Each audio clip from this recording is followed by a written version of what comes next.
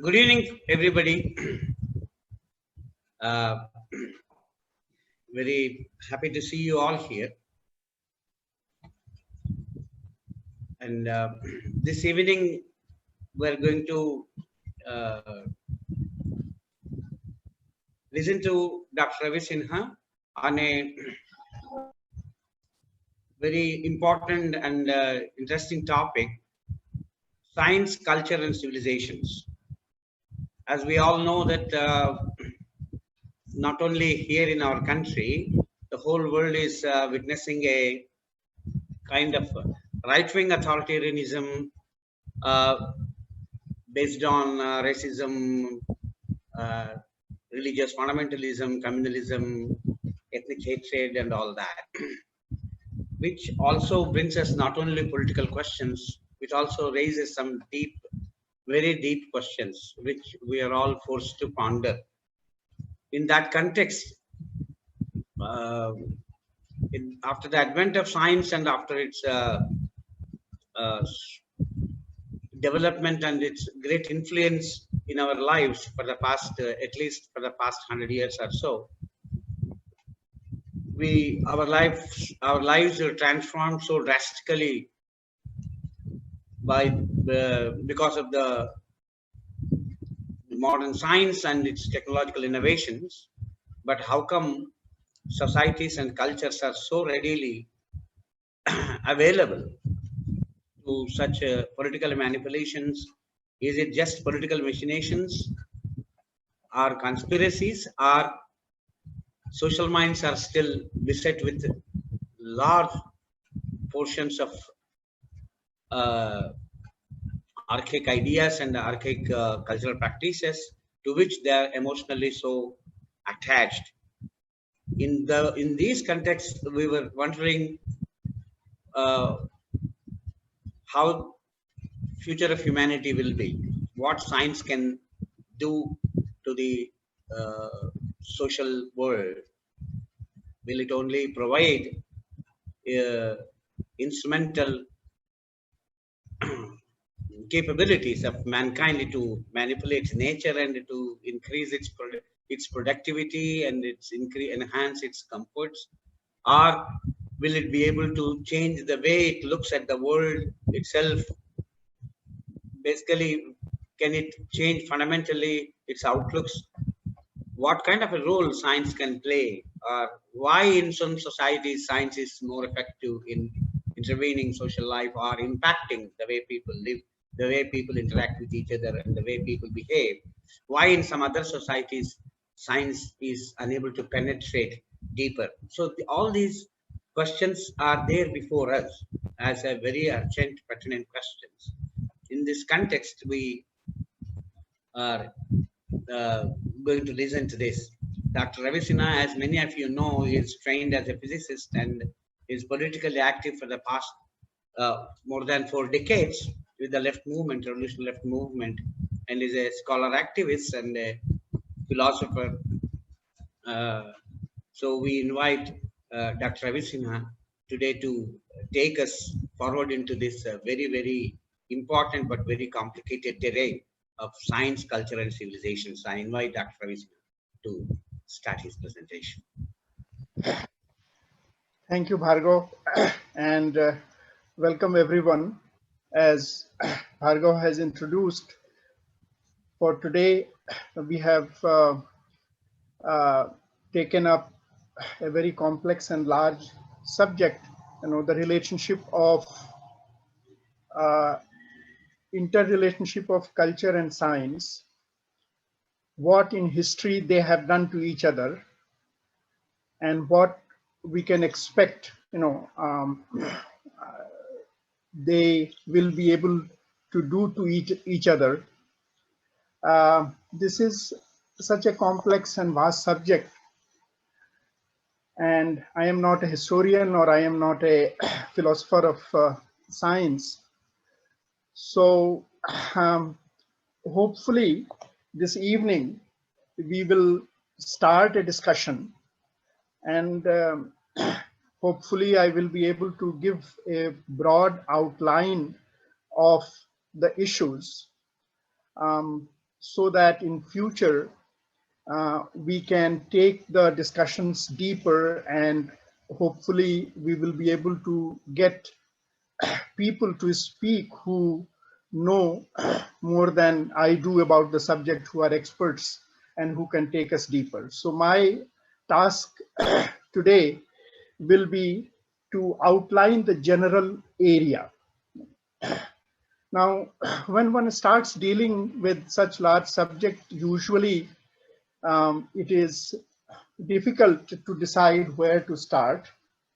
So what I have decided is to follow the way this subject has been discussed broadly in the mainstream history of science and civilizations.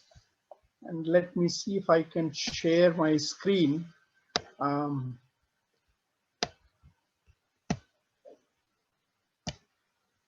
oh,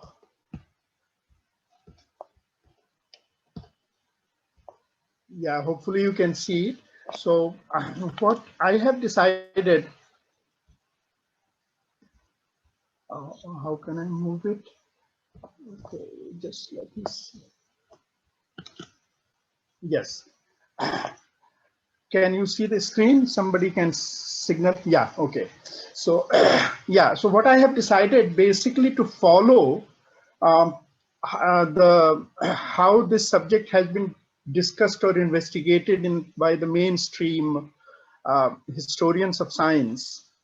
And pioneering work in this area was done by Joseph Needham, who was himself a scientist, a biochemist, but he is known much more for his monumental study of science in China. And the study that he started more than 50 years ago, or 70 years ago maybe, um, is now he is no more, but now that study is into 27 volumes on science and civilization in China.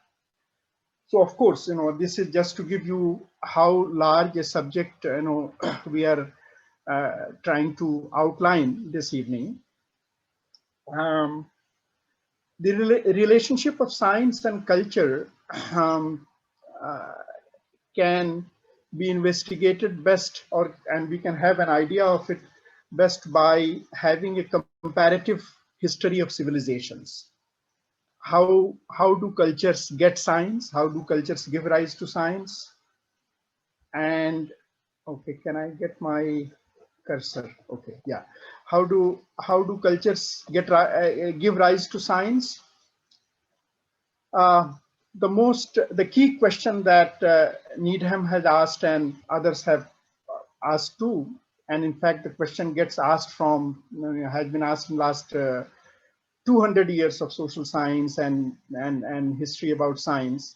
Um, that why did scientific revolution happen in Western Europe in 16th, 17th century, whereas up until the medieval times, there were many other civilizations which were far more advanced than than Europe. For example, China or India or Arab Islamic Mid East. So this question, why did scientific revolution take place in Western Europe, is known as Needham's question.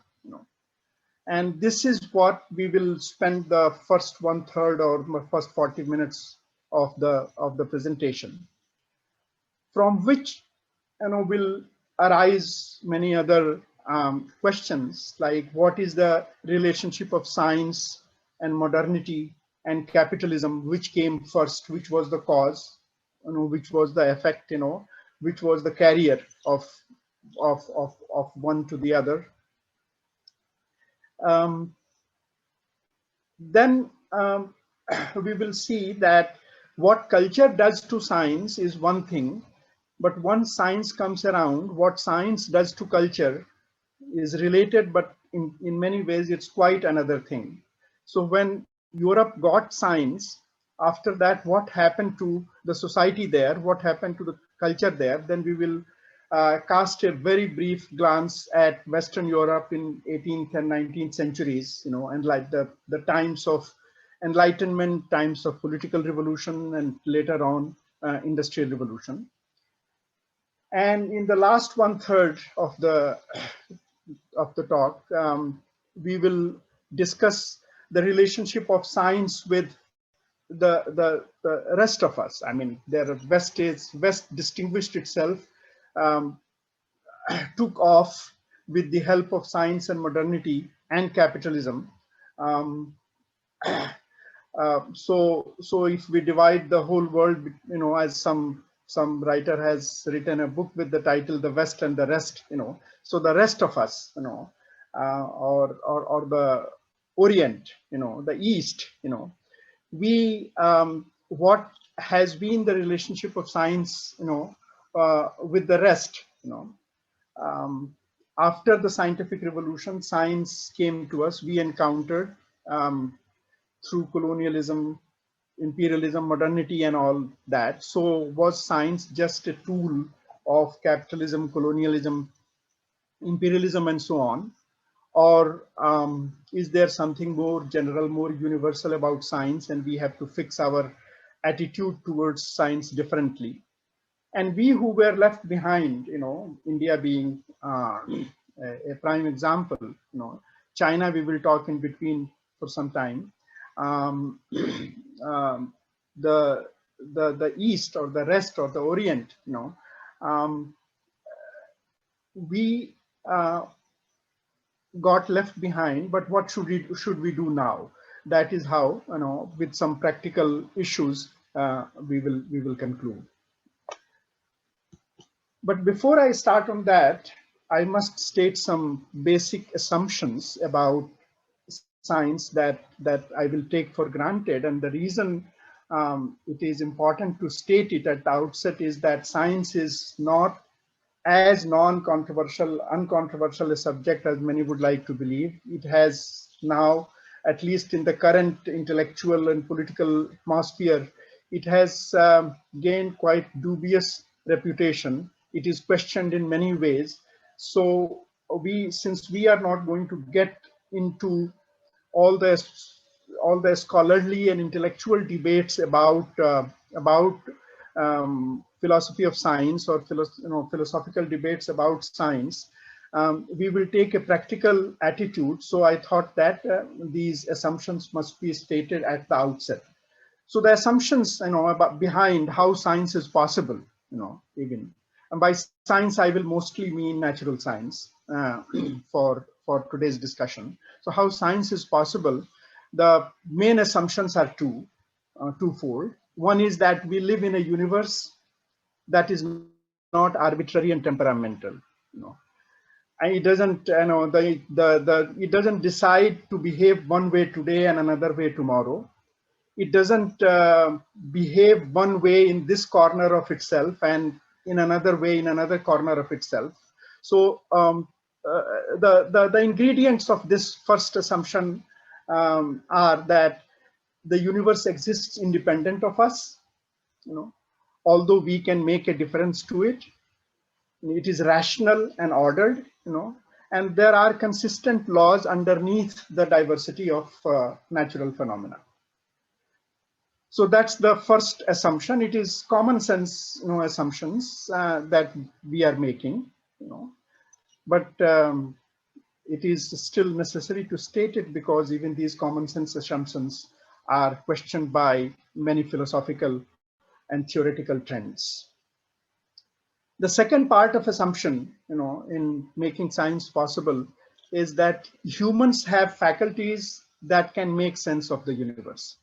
So there is a given universe, we live in that universe, but that is not enough for science to arise. Somebody should be able to create science, should be able to make sense of the universe, and in that process science arises. So humans have faculties, you can call them rational faculties, and we possess these rational faculties without relinquishing our rights to and capacities to be absolutely irrational.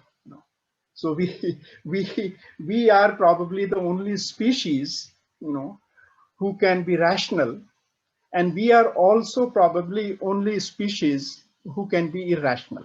We don't know whether horses are rational or cows are believers or not, but we know that we can be rational, and we can also be irrational, and we can have our own imaginations, beliefs, our own mental creations, which, even though we arise in a rational, ordered, and law-abiding universe, not all our beliefs and creations and imaginations are rational and ordered and law-abiding.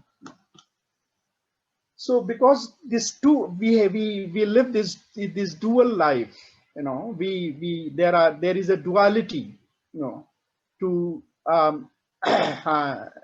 to human reality. We arise in a given universe, and yet we can create our own world, in which we can live. So the assumption, the broad, robust assumption, common sense assumption that I will proceed with, divides this reality into two realms. One realm is realm of explanation, where reason, objectivity, causality, and all these things come into play. Natural phenomena are the best examples. When we investigate natural phenomena, we would like to know the causes behind the phenomena. And when we discover systematic causes behind the phenomena, we call them laws of nature. So that is the realm of explanation. There doesn't have to be a meaning to why things happen in nature. Things happen in nature according to certain patterns, objective patterns, laws, processes, and so on. But then, as I said, we live in a given universe, but we create our own world too. So when humans arise in that universe, in that objective and given universe, they create meaning. They are purposeful beings. They seek purpose in life, and seek purpose of actions. There is a subjectivity to them, as opposed to the objectivity of the universe. And humans have intentions. So human actions are the examples, of the realm of interpretation. So these are the two realms. But just because human actions can be meaningful, does not preclude the possibility that some of them can be causally explained. So yes, we seek meaning, which is very different from seeking explanation of something. We intend, we have purpose, and meanings arises out of our being, purposeful agency, purposeful actors, but still we are part of the universe. And whatever we do, since we arise in a causal universe, the non-causal part, the meaningful part of life, that also can develop some kind of pattern, and those patterns can in turn be causally explained. So humans, being constructed both by nature and by society, are seats of both reason and action. They lie across the two realms, the realm of explanation and the realm of interpretation. And the reason I am stating these somewhat philosophical or abstract positions is that, in literature, there is a lot of debate about nature of reality. There is a lot of debate about positivistic science and interpretive theories, known as hermeneutics and so on. So I am not going to get into positivism hermeneutics debate. We will, by and large, we will not get into sociology of science and science wars. I will mention a couple of times, as I move ahead. But so I thought that in the beginning itself, it is better to state some common sense, robust assumptions that I will make in dealing with the interrelationship of science and culture. I may just add that, this is quite an old debate. This the debate between explanation and meaning, interpretation, reason and meaning. Um, Johann Gottfried Herder, I think that was the name. He was a contemporary of Immanuel Kant, in 18th century largely. He famously said he was he is considered as the first philosopher of this hermeneutic kind of attitude and approach, and he famously said that we are born to live, we are not born to think. So the purpose of being born is living and not thinking. Perhaps he had René Descartes in his mind, who had said that, I think, therefore I am, and he was refuting him. So this strand of philosophical attitude developed later into phenomenological kind of positions, which always um, uh, underline, emphasize the living part and not the epistemological part. So all these philosophers of phenomenological persuasion, they keep trying to overcome epistemology until today. So we will not, because of this, I mentioned my assumptions. My assumptions are that we are not being scientistic. We are not going to be afflicted with scientism, which means that some kind of very mechanical positivism, that whatever method we discover to learn about nature, those we will apply blindly to human affairs. We are not going to do that, and that is where most of the debates have taken place. Just a few days ago, I heard a famous social theorist, a lecture by a famous social theorist, and she made a statement that she is very unhappy that scientism and objectivism are making a comeback. So of course, the social theorists are worried about positivism. Social theorists are worried about scientism, and too much of objectivism. So I thought that at the outset I will state these my underlying philosophical attitudes. I should, perhaps I'm taking too much time, so I should move. Most of our discussion will be at a very pragmatic, practical, robustly layperson's level, So you see, when science and culture gets discussed, first thing that gets discussed is the beliefs of scientists, and in this picture, on the left-hand side, you have the ISRO chief. Those of you here in India will know ISRO is Indian Space Research Organization, and the ISRO chief, the main scientist taking care of that important department of government science institutions, he is seeking blessings of a Swami before ISRO sends Chandrayaan into space. And on the right hand side, you have a famous cosmologist, of 20th century, Lemaitre, who himself was a priest. He is talking with Pope in 1950-51, where there were some issues, that he being a priest and a cosmologist, and Pope having some opinion about, cosmology, there were some discussions, so, he is discussing there. So, I mean, it's scientists being believers is not confined to India. Scientists have been believers, all over the world. Very famous scientists have been believers. Scientists have as much right or freedom to be religious, even superstitious. But the point we should keep in mind that we should judge science of a scientist not by their cultural beliefs, but by what kind of science they do. Although their cultural beliefs, while being a scientist, may shed some light on their cultural makeup. And what does technology then do to a culture or a society? And I just collected these 3 shots from the net. On the left-hand side, you have a Naga sadhu talking on a mobile, and then you have another sadhu with a mobile and a laptop, and below there is this large congregation of as part of the movement for building Ram Temple.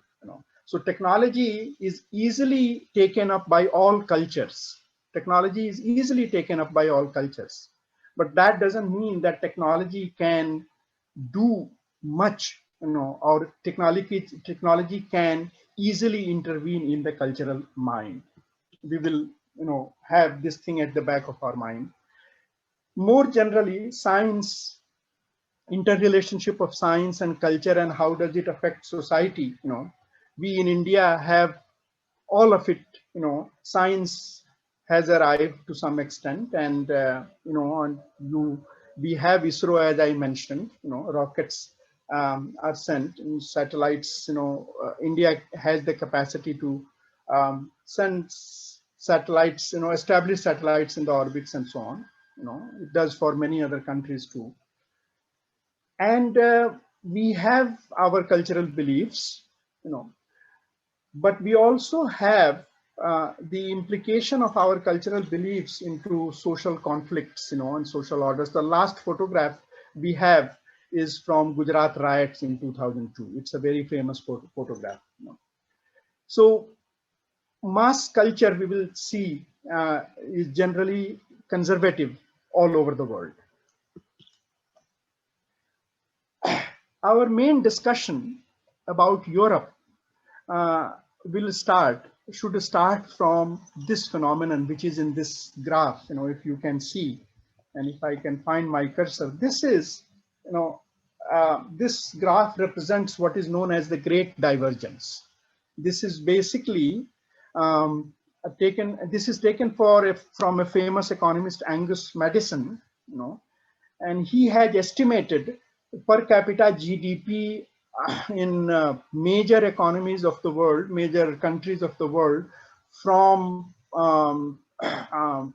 early times till contemporary times. And this graph shows the per capita GDP in fixed US dollars, 1990 PPP US dollars, from year 1500 to 1950. And you see, there are many curves here, but let me just focus on this black line up there, and this orange and violet line down here. The black line up there is Britain. These two lines here down here are China and India, and in between there are other European countries, and Japan. And now what you see is a very remarkable thing. From 1500 till 1800 or so, the per capita GDP of all these countries is more or less the same. Little bit this way, little bit that way, but more or less the same. But around 1820 or so, in case of Britain, something remarkable happens, and it just takes off. The per capita GDP rises, rises and rises, very steep rise in per capita GDP in Britain, whereas India and China remain more or less at the same level. And rest of Europe and Japan, they also pick up, not as sharply, a little bit below Britain, but more or less, they also rise very sharply. And this is quite a remarkable thing. It is not something, some minor data crunching by an economist. This is a very, very remarkable and stunning phenomenon that Europe just, gets ahead of everybody suddenly in the middle of 19th century. Why does that happen? That is the question we will keep at the back of our mind. We can see in the second graph how East falls behind. This is the graph where, this is the GDP of a country plotted from the Christ's time, year 1 to year 2003. Again, Angus Madison, his estimates. around the time of Christ, you will see this remarkable thing that India, this orange curve, 33% of world's GDP was accounted for by India. 1/3 of whatever the world was producing at that time, according to Madison's estimate, was produced in India. And about 25% was, sorry, about 20, where did my cursor go? Just 1 second. Yeah. And about 25%, China. Now, this blue curve is Western Europe, and this green curve is Middle East, and this dark blue curve is United States, which is not there in picture till 1800s or so, and after that it picks it picks very sharply. So what happens over roughly 2000 years? India and China, which accounted for 33% and 25% of the world GDP around Christ's time, come down to about 5% each, by 1970. And Western Europe, becomes, around 1900, accounts for 33%, grows. The share of Western Europe becomes the highest. China had a very sharp fall during that time. India also has a sharp fall. And in 19th century, United States has a steep rise, so that now in 2000, and the data is up to 2003, USA and Western Europe are roughly 20% each. They were 20% each of the, accounted for 20% each of the world GDP. And between 70 and 2003, you will see China has a very steep rise. I will come to that towards the end of the talk. So let us keep that in mind, that something happened for West to get ahead and for East to get left behind. What was it? What was the cause of this, you can call European miracle? Was it Christianity? Was it science? Was it modernity? Was it capitalism? Was it the case that all of those together, created this miracle? If all of those were involved in creating this miracle, then what was the mutual relationship? Who came first? Who gave rise to the other fellow? We will take a bird's eye view of the history. So science and modernity, the way the intellectual revolution took place, I have divided it in 3 parts, the religion, philosophy, and natural philosophy. And of course, it's a huge history, and I have to just spend a few minutes, 5 minutes on it, so, I just want to remind you of main events, which many of you may be familiar with, that religion was deeply implicated. In fact, the debates and the conflicts and the fights and the debates started first in religion, that gave rise to modernity in a way, philosophical modernity, political modernity, and scientific modernity, modern science. You know that in 16th century, Martin Luther, his rebellion against gave rise to Protestantism. Christianity is split in 2 parts, so that is called Reformation. Europe was subjected, entire Europe roughly was subjected to religious war of 30 years between 1618 and 1648. And in 48, when the war ended, and when the peace was signed and established, there was Catholic revival after that, which some people call counter-reformation. We will see in next slide a little bit more about what kind of debates were there within Christianity.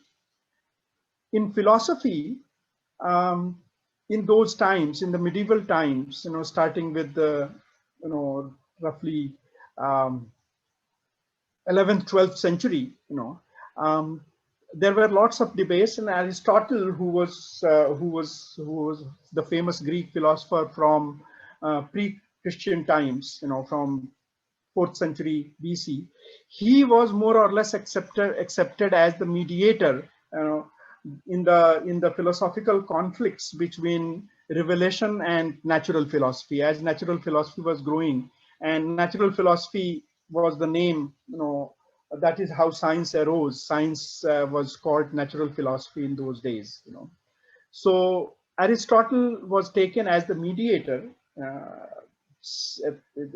between, let us say, revelation, church, religion, and a newly emerging natural philosophy. In medieval times, there were philosophers such as Saint Augustine, 1,000 years earlier than 300-400 years just after Christ. But more importantly, Thomas Aquinas in 13th century, a philosopher of the church, and Martin Luther himself, who was the leader of Reformation. The debates that they gave rise to, the debates that they started, um, became very important philosophical debates, and that gave rise to modern philosophy. And I have just given here the names and their times, names of modern philosophers, some modern philosophers and their times, just to remind you of the period. Francis Bacon, René Descartes, Spinoza, Locke, Leibniz, and so on. And at the same time, natural philosophy was being born. Copernicus, 15th century, Galileo, 16th century, Kepler, 16th century, Boyle and Newton, 17th century.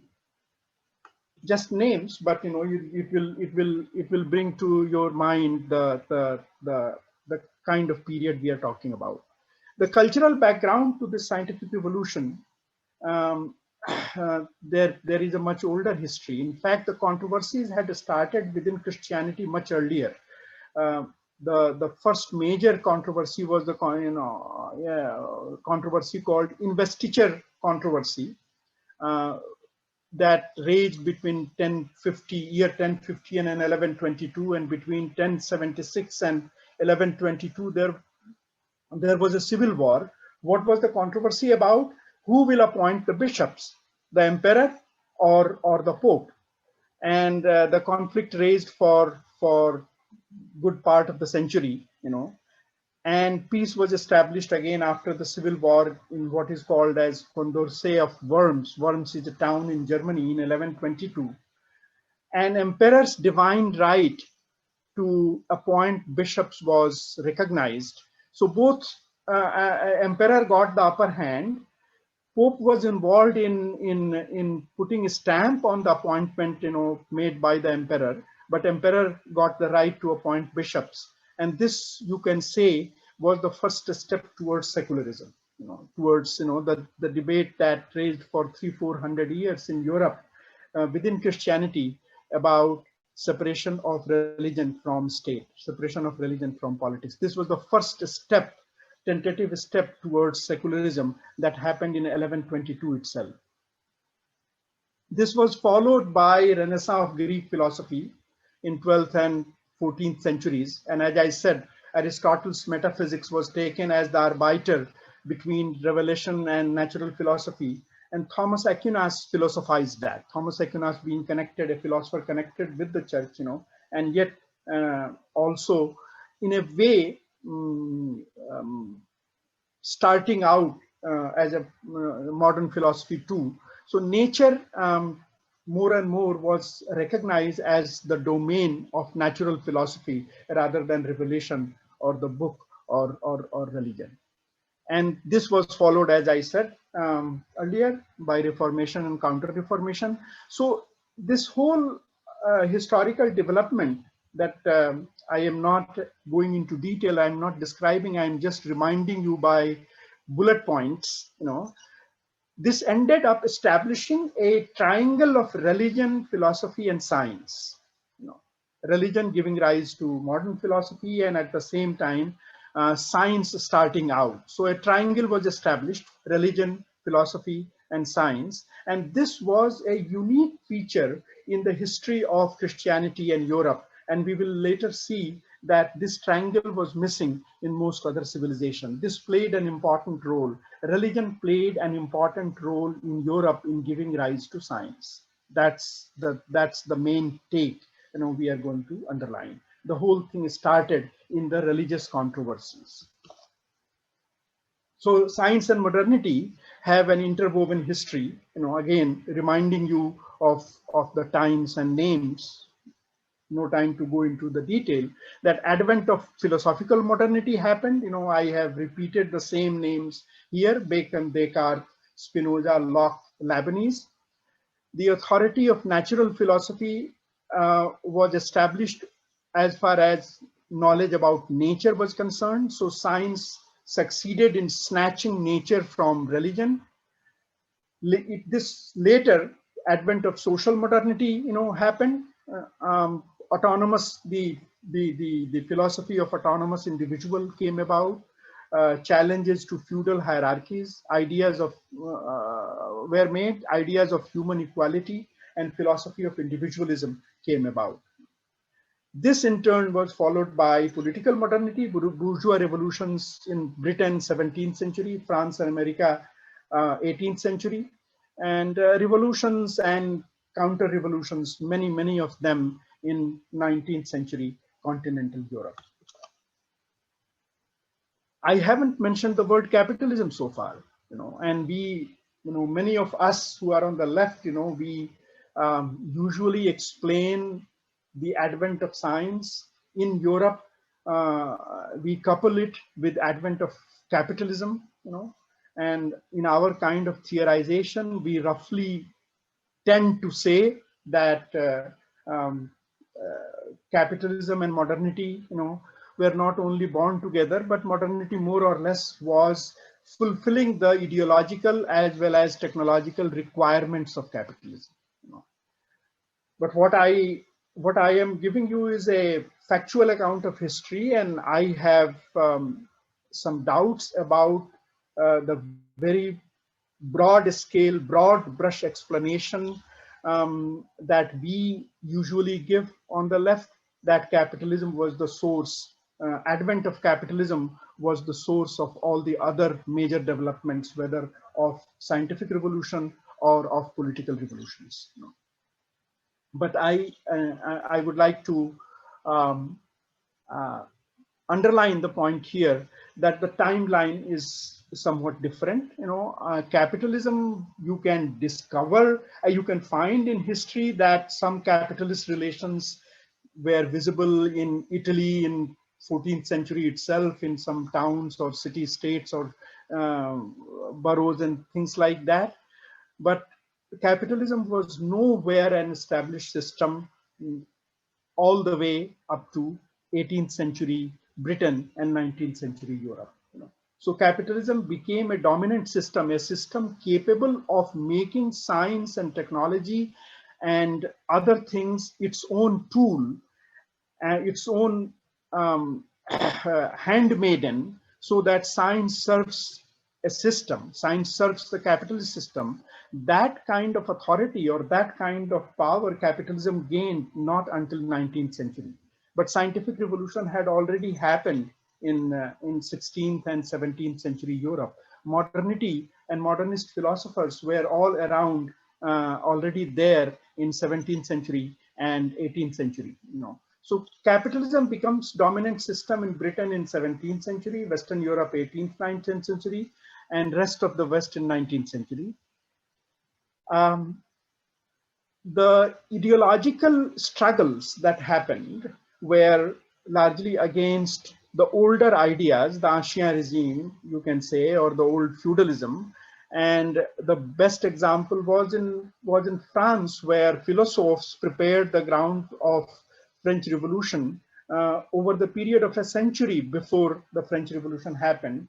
You know, that is known as the Age of Enlightenment You see here Voltaire, Rousseau, Diderot, and British Adam Smith, German Kant, Condorcet, and so on.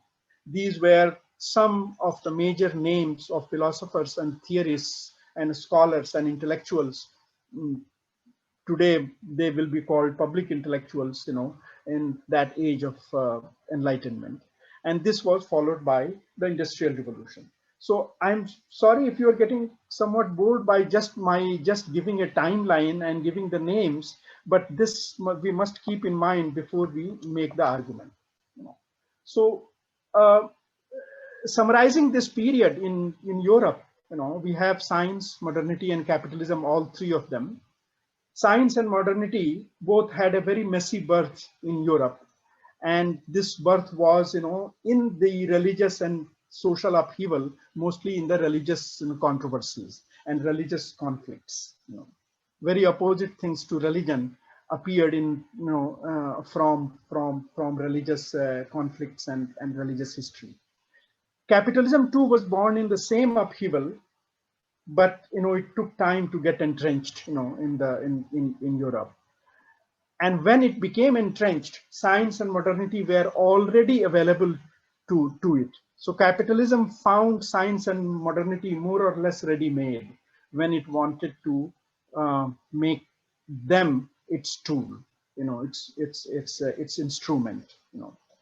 This is a point that I would like to underline, because many of us take it the other way, that capitalism was instrumental in giving rise to them. So entrenched capitalism, as it became entrenched, this rode on the political and social modernity and harnessed science into Industrial Revolution, which happened mostly in 19th century. In a nutshell, this is the European history of how did culture give rise to science, and in turn, how science intervened in culture. Let me just summarize that after this scientific revolution, we will take science as the main strand in trying to understand the history of civilizations, and history of civilizations we are taking as a method or as a tool to understand the interrelationship of science and culture. So how, after scientific revolution, what was the essence, what was the shape of science, what was, in a way you can say, essence of science? The main point is that now in modern science, experiment replaced experience as the dominant mode of gaining new knowledge about nature. It is not that science came about for the first time only after the scientific revolution. For clarity, I will say that modern science came into existence after scientific revolution in Europe in 16th and 17th century. And what was the main difference? Main difference was that experiment replaced experience. Science in most civilizations had been experience-based till then. And that is why, as simple things as Galileo's experiment to drop pebbles from, as the story goes, from the Leaning Tower of Pisa to figure out whether different weights fall with the same speed or with different speeds. Nobody had tried that, and so this was such a simple thing of doing an experiment, asking a question to nature, designing an experiment and doing an experiment, and see what answer is given by nature. That simple thing was not there, before that. Experience was there, observation was there. So science and technology were there, rudiments of science and technology were there. Some had a lot of it, as we will see. China had a lot of it. Earlier Greeks had a lot of it. India also had some. Middle East, the Arab Islamic world had a lot. But something very fundamental was missing, and that fundamental change came about in scientific revolution, when experiment replaced the main method, replaced experience as the main method of gaining knowledge about nature. Also, a belief in the universality of laws that I said, at the beginning itself, the assumptions behind science that we are keeping at the back of our mind. This belief in universality of laws of nature This also came about, got established after scientific revolution. And these laws of nature are further believed to possess internal consistency and unity. I mean, the laws of nature are same in all parts of nature. They and laws of nature do not, there could be many laws of nature, but they do not clash with each other. They are consistent with each other. Another important, very important part, that came about through scientific revolution realization is, you can say, mathematization of science. Galileo famously said that nature speaks in the language of mathematics. Mathematics became a prominent tool in advancement of science. It became the main method of theorizing about science. Often it is thought that science has one method of discovery is there and everything follows from there, so that technology, there is a common misconception that technology is nothing more than application of scientific theory. So in this linear kind of understanding of history, scientific theories are discovered, and then when they are applied, technology comes into existence. The history has not been like that. Technological innovations have had their own autonomous dynamics, and often many technologies came before their scientific explanation came about. So despite linkages with scientific discovery, the technological innovation, the history of technological developments has an autonomous course, largely an autonomous, often an autonomous course, let me put it that way. And also science is methodologically promiscuous in the sense that it doesn't use method as a dogma, any one method as a dogma. It uses any method, whatever works. In fact, one philosopher of science, of somewhat postmodern bent of mind, in a famous book which he named Against Method, he said that science doesn't have a method. Anything goes, whatever gives the answer, whatever method is successful, science uses that. So all these things came about. The science got a definite shape, and science got a set of methods, and science entangled with technological developments together advanced both knowledge about nature and the means to control nature, both these things. All these things came about after the scientific revolution. That was, I have taken a little bit more time, but that was the first part about the scientific revolution in Europe. Now let us come to China. Needham, Joseph Needham, who studied, who started a monumental study of science and civilization in China. As I mentioned, by now he died in 1995, but the project continues, and by now there are 27 volumes of this study of science and civilization in China. Of course, we are not going to discuss in detail. I am just going to give you in 2 slides broad points about China, what he found and others have found about China. Remarkably, Francis Bacon had mentioned in 17th century that 4 inventions opened the door for the West, opened the doors of modernity. Gunpowder, magnetic compass aided greatly the intercontinental sea voyage, sea travel. Paper to write on, and printing press, to print books, So gunpowder, magnetic compass, paper, and printing press, Bacon had said that these were the keys that opened the door to modernity, opened the door to modern era for the West. The surprising thing is that all these 4 things, each one of them was invented in China. It was invented in China much before West came to know about them.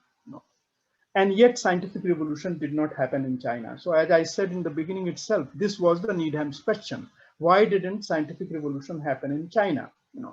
And also Needham noticed that along with China, India and the Arab Islamic world too were far more advanced civilization than Europe all the way up to the medieval times. I will just give you his conclusions and general conclusions in very broad outlines. He and others, point to these factors which in a way worked as obstacles to progress of science in China. They think that that is why scientific revolution did not happen in China, which perhaps was best suited, much before Europe, best suited for scientific revolution to happen. China had a powerful state and it has a large and stable empire. China did not venture out to conquer the world. It called itself Middle Kingdom, and it was a very large. It is a very large country. It is an ancient civilization, and most of the times, it worked as a very stable and large empire, headed by a powerful state. It has a very disciplined and traditional society. It has had all through, very hierarchical, very oppressive, but nevertheless very disciplined and traditional societies where roles of everyone is more or less fixed and people, played their roles out, without having caste system like us, but still it was a hierarchical, disciplined and traditional society. And it has a long history of traditional knowledge systems, because it was a very stable society and with a very ordered society.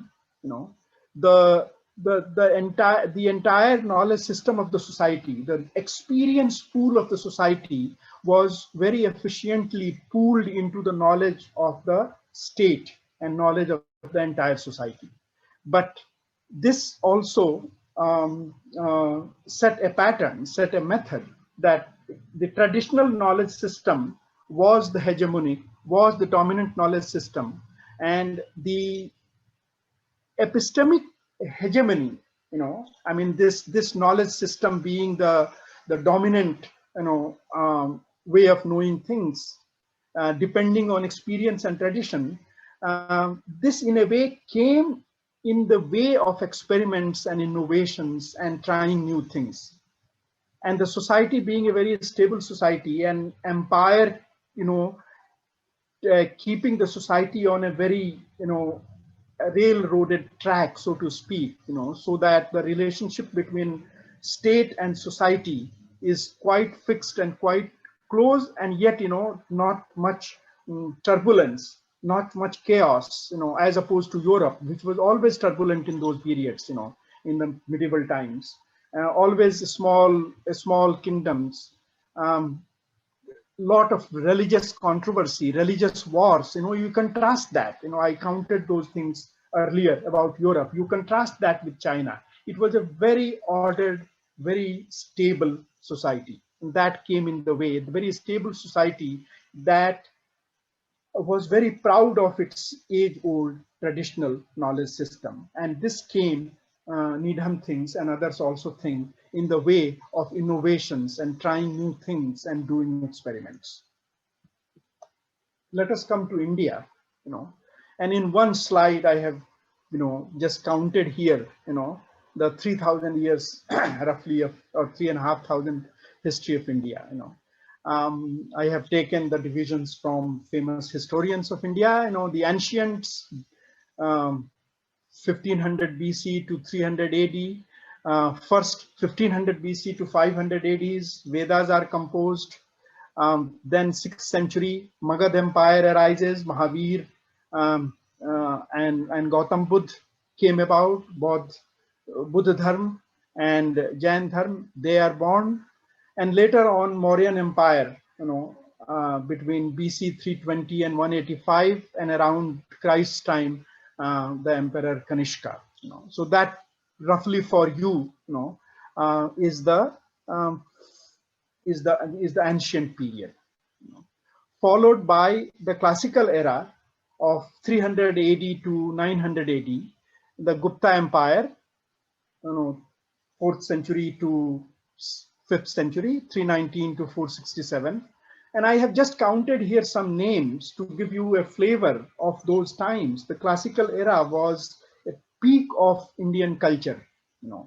peak of culture in the subcontinent, high culture, high art, high literature, which often in today's intellectual and political atmosphere gets rejected as Brahminical and Sanskritic, but still the fact remains that Kalidas was born in that period, 4th century. Aryabhatta, the astronomer and the mathematician, the premier mathematician that old India, ancient India can be proud of. Aryabhatta 476, I think it is the year of his birth.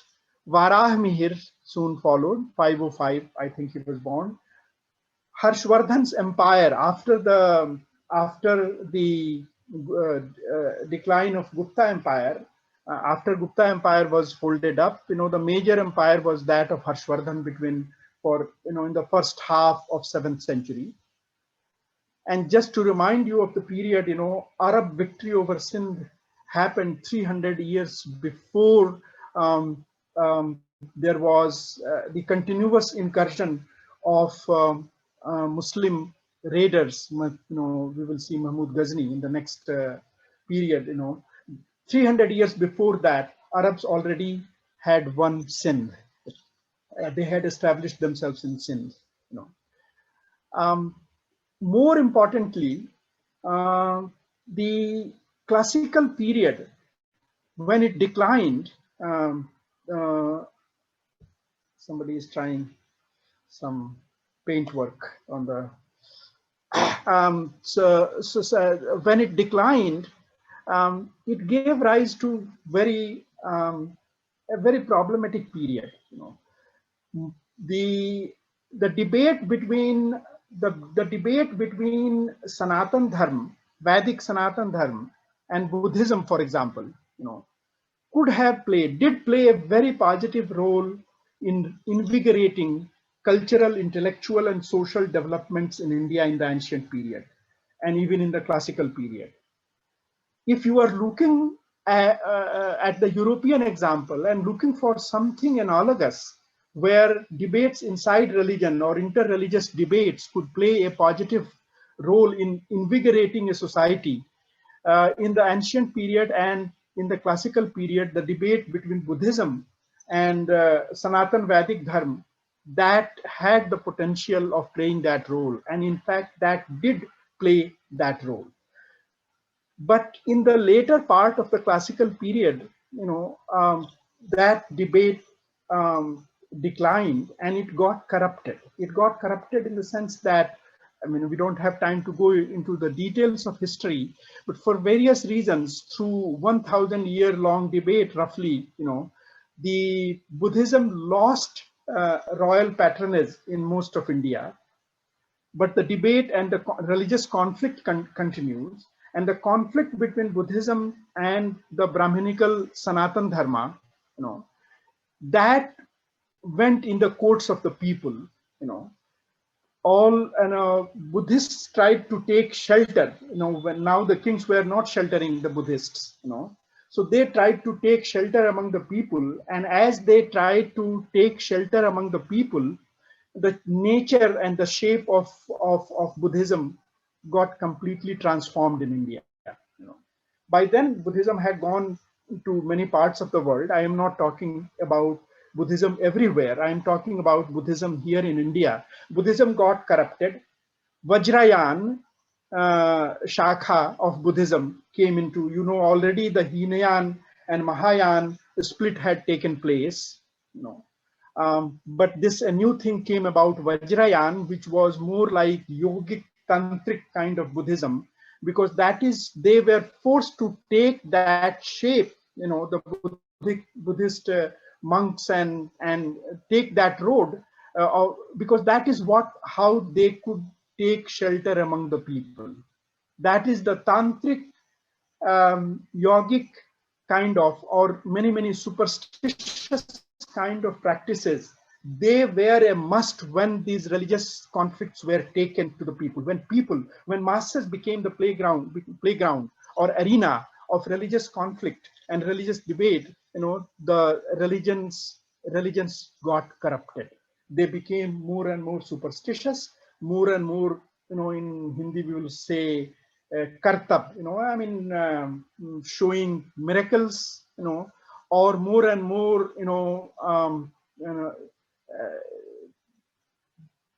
things associated with bodily practices, and very grotesque things happened, among the tantrics, and Vajrayan people too, in that period. So a corruption of religion, you can say, as the classical period declined, the religious philosophical debate got corrupted, and became, vulgar, let me call it, vulgar, origin of the word is from the people, but I am using it as a pejorative word, the way it is used. This classical era and decline of philosophical religious debate and vulgarization of philosophy, vulgarization of religion, and giving rise to very grotesque, ugly practices in the name of religion. I don't have the time to go into the detail of that. That had happened already before the what is called the Islamic invasion. Or the before Muslims started coming into the country. This has happened. This decline had already happened. So the empires had broken down, and the society, there were small kingdoms mostly, and the society was mired in this religious conflict, but of a very grotesque kind, was not giving, instead of invigorating the society culturally, intellectually, it was taking society down the line of superstition and bad practices, objectionable practices. India was already on the decline before the Muslims came. So the causality is not, I mean, today's rulers and their kind of ideology blames, the Islamic invasion for many things. That has become its psychological complex of this kind of ideology, this kind of Hindutva ideology. But they have to ask the question that why did if Muslims were external forces at that time, when they came from outside and invaded India, why did they win over India? Why did they succeed? Why was India so easily defeated? India means, this Hindu India, Hindu and Bauth India, because the Indian culture was already on decline. Indian polity was already in shambles, and nobody, was going to have, no organized force was going to have any tough time in, winning over India, in conquering India. So the causality has to be reversed. That decline had already taken place. So now again, to count the names, early Middle Ages, raids of Mahmud Ghazni start in year 1000, go all the way up to 1026. Ramanuj, the main prophet of Bhakti movement, and I mentioned in the slide, but I forgot to say it. Bhakti movement also begins in the later classical period. First in south and later it comes to north. And Shankara, who was the last pillar, I think we will see in the next slide, of Sanatan Brahminical Dharma, he also was in a way a progenitor of the Bhakti movement. Very paradoxically. He was a classical philosopher, last great philosopher of the Vedic Sanatan Brahminical kind, and yet he also started out. He gave, in a way, gave birth to Bhakti movement. But the main prophet of Bhakti movement was Ramanuja, 1075. Counting political developments, Prithviraj Chauhan was defeated by Muhammad Ghori in 1192. Delhi Sultanate was established in 1206, and Bhakti movement, in this period, expands from south to north. We will talk a little bit more about Bhakti movement in the next slide. And then the later Middle Age is mostly the Mughal Empire. By the time of Mughal Empire, India again becomes a glorious country, a glorious state, a glorious economy, top of the world, producing, again, something like 1/3 or 30% of the global GDP. Akbar's if you want to count quote unquote great India. It was Maurya Empire, then Gupta Empire, then Harshvardhan probably, and not Harshvardhan so much, but after Gupta Empire, it was Akbar's India, top of the world, wealthy, prosperous, well organized, powerful state, and a whole political and economic system. Historians have talked about that. But by then, already this great separation had taken place between the state and the people. And the Bhakti movement was responsible for that. Bhakti movement resulted in a delinking of the people from politics, so to speak. So we will talk about that more a little, in the next slide. And just to complete the story, colonial era from 1800 to 1950, and the Republic today from 1950 till today. This is the period of modernity. Colonial era and the Republic today. This is the modern era in India.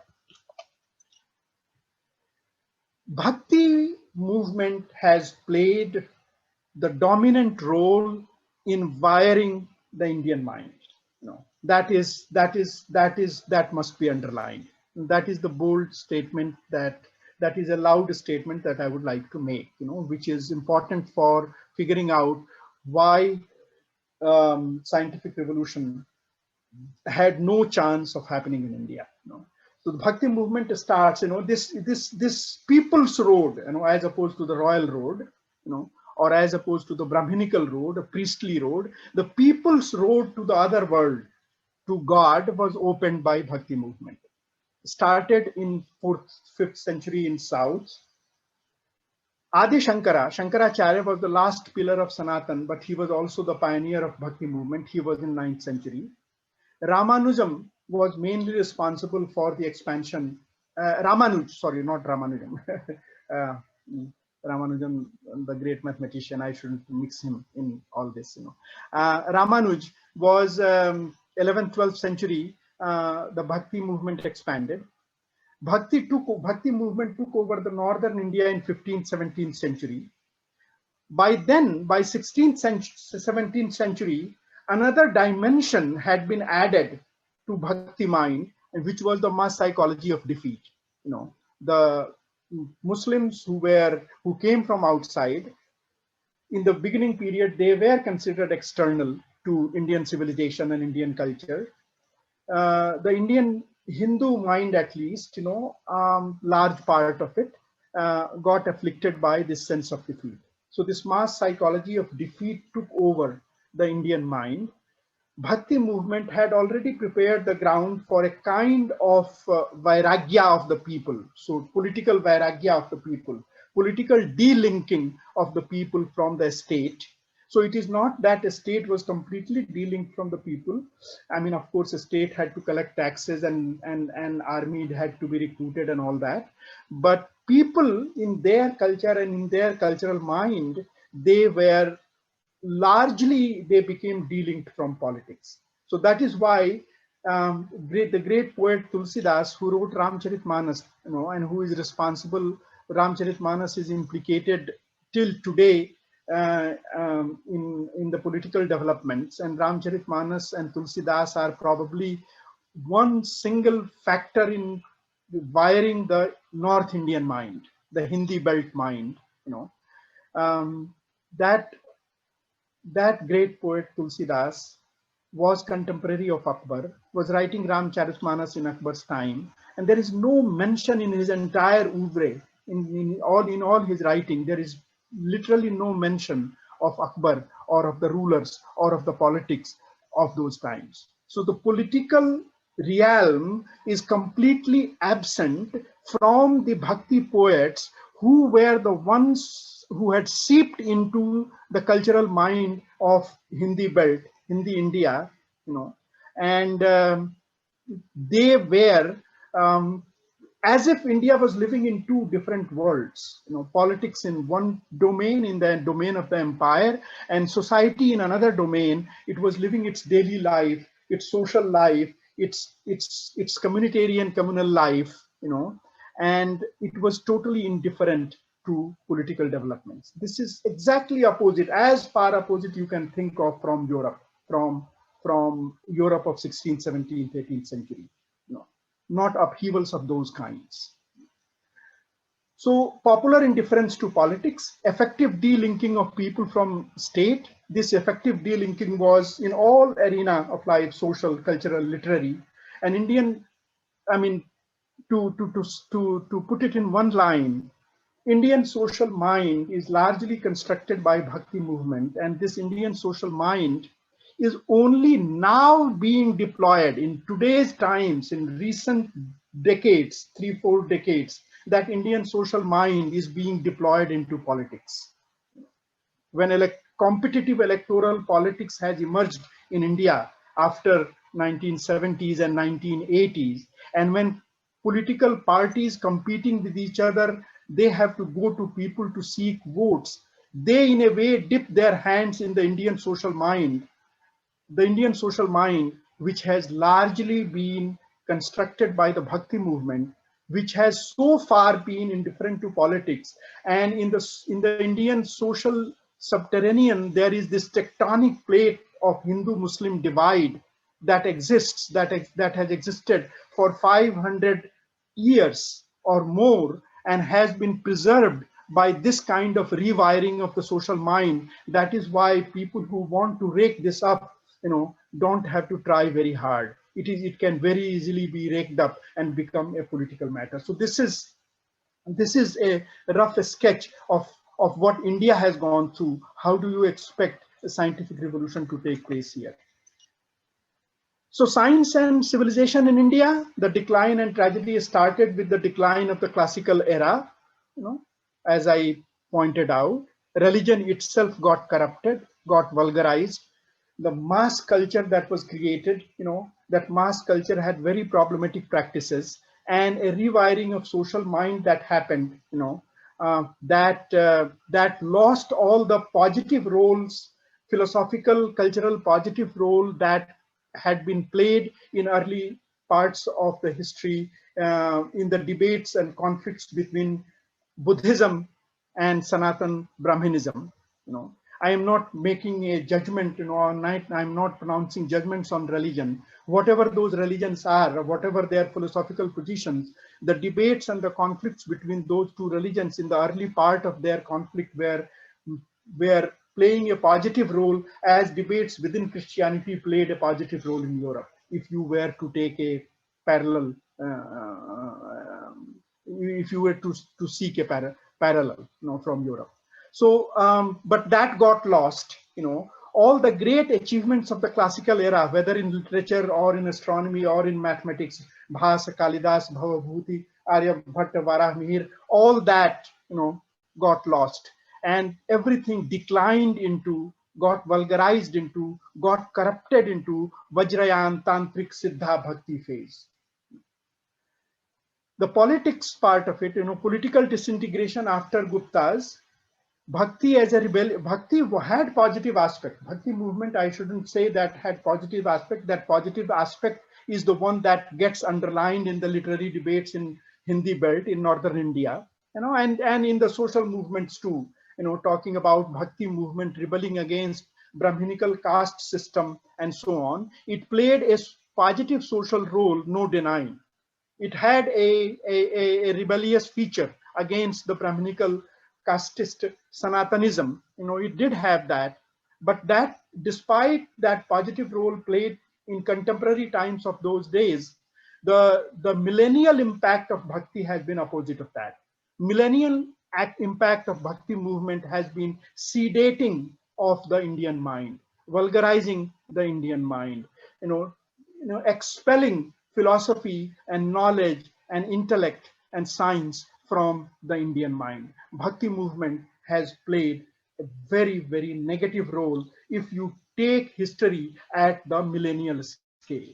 And this was further complicated by the sense of defeat that I mentioned, that reinforced Bhakti movement, and Bhakti played on that mass psychology of defeat, and political indifference of people, became more and more pronounced.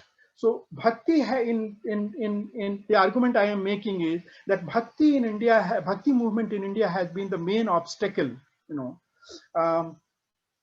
has been the main biggest civilizational roadblock to advancement of science, advancement of modernity, and advancements of, and I am using modernity in the positive sense. There are many postmodern attitudes to modernity, and today we are not getting into all those debates.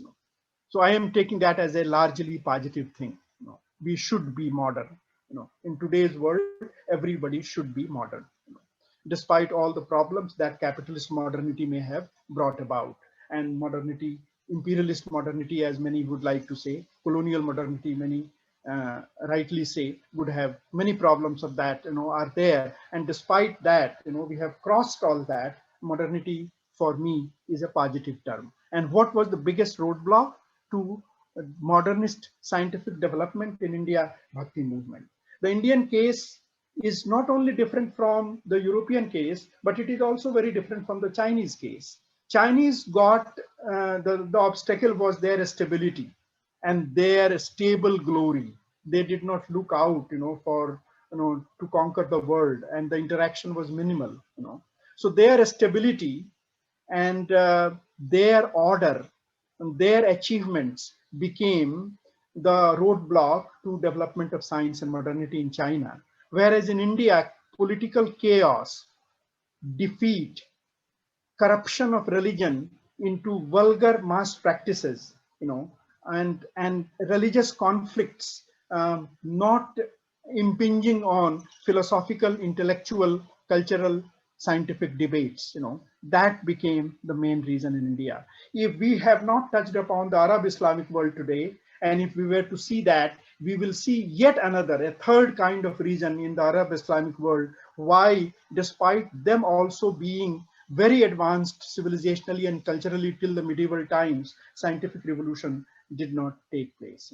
So, I mean, religion has played a positive role in Europe, at least in those medieval times or early modern times. But religion has played a negative role in India. I mean, George Orwell's this quote that in India, probably we should remember this quote, saints should always be judged guilty until they are proven innocent. Saints and Bhakti has done it to us. So I have already said this, Europe, China, and India in a nutshell. I have summarized the difference. Let me move. What I am describing is one take on science and scientific revolution. Just before I come to the contemporary times and conclude, I will just say a few words about there are other takes on science and scientific revolution. Science has now, in today's intellectual cultural atmosphere, it has a very dubious reputation, and there are many critiques of science. The post-structuralist, postmodernist take on science does not accept the assumptions that I made at the outset. There is a kind of relativism, both epistemological and ontological kind, but largely epistemological kind, that many cultures and life forms are there. Humanity lives through many cultures and many life forms, and they have their respective truths and knowledge systems. And this kind of take on science rejects the claim of modern science to universal and cultural neutral, claims that are there. Those are rejected by these postmodern kind of take on science. And also, in addition to this kind of relativism and this kind of rejection of universalist and cultural neutral claims of science, it always takes science and all knowledge implicated in power. So that's one take. I just wanted to mention it so that at least, I mean, take it as my intellectual show off. I just wanted to tell you that we know that there are other takes on science, but deliberately knowing all that about the critiques of science, we still have taken this robust, common sense, mainstream kind of take on science. Science for us is positive thing, and it has to be delinked from, seen separately from the crimes of capitalism, colonialism, and imperialism. It should not be considered implicated by its own makeup, in the crimes of capitalism, colonialism, and imperialism. So the post-colonial take on science, there are much literature has been generated, including in India. Post-colonial theorists have written about science, and the main aspect that they will underline is that science is complicit in the crimes of capitalism, colonialism, imperialism, and it is also a tool of Orientalism. Orientalism being the ideology in which West tries to prove that East is different, and not only East is different, it is fundamentally backward. Fundamentally,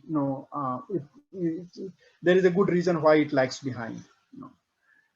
There are feminist critiques of science too. In fact, they were among the first to fire salvos at science. Many of the feminist philosophers, and they underlined the male supremacist kind of constructs, that is ingrained in the makeup of science.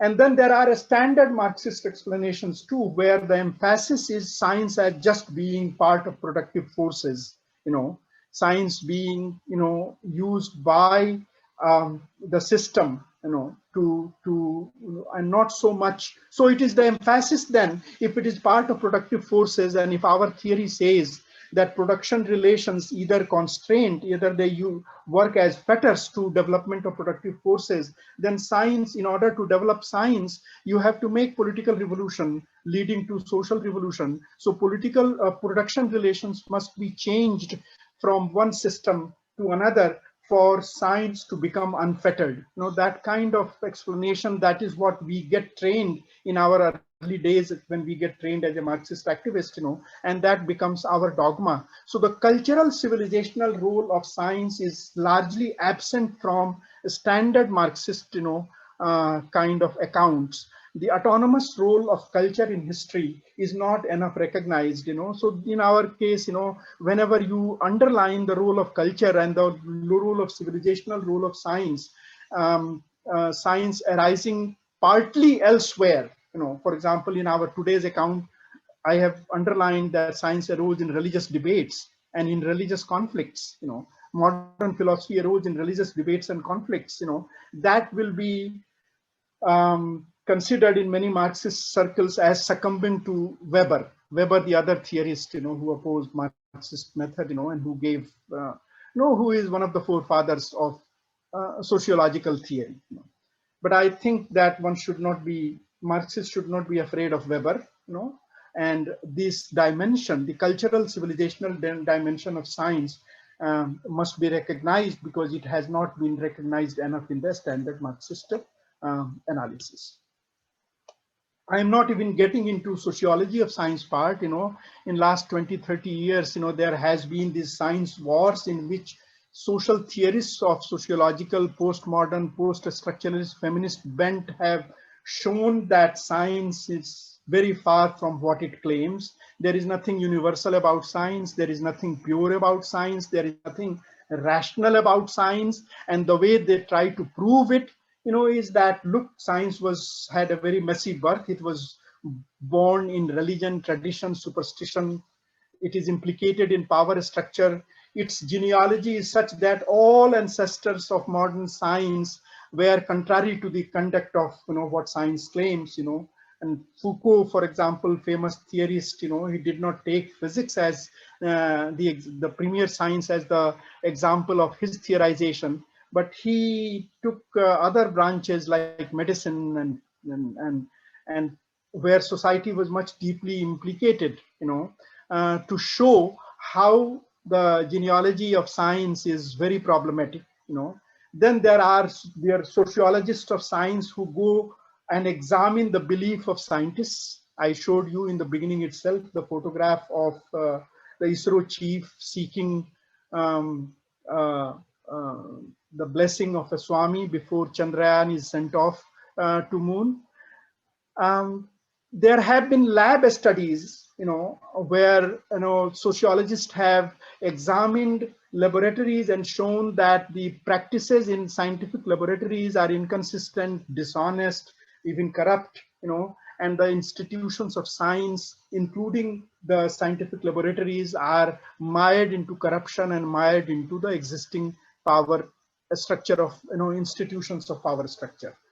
So, and then, the many philosophers of science, postmodern, post-structural kind, have tried to show that scientific method, the consistency of scientific method is not sustainable. I am just counting these. I am not going to get into that. The main thing is that the big question, even if you accept all these critiques, and most of these critiques of science, they are unable to answer the big question, which I already posed at the beginning, that despite its messy birth, why did modern science become so strong and so successful?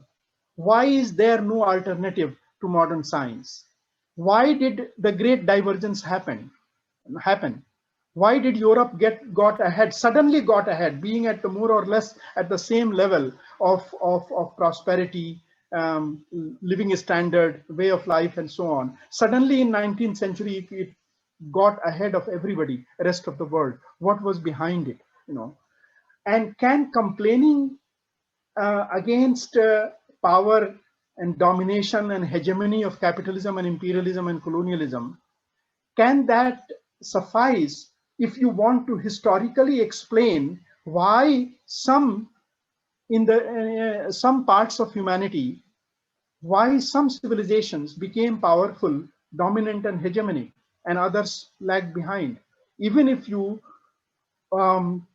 ethically denounce imperialism and capitalism and colonialism, even if you have passed judgments against them, and we all are very right in passing our adverse judgments on on what capitalism and imperialism has done to the world, but still we need to explain why did West got ahead of the rest? Why did that situation arise? So this graph that I showed you earlier, the great divergence, this must be explained, just to remind you. Now to conclude, those who were left behind, what should they do? We should differentiate between two things.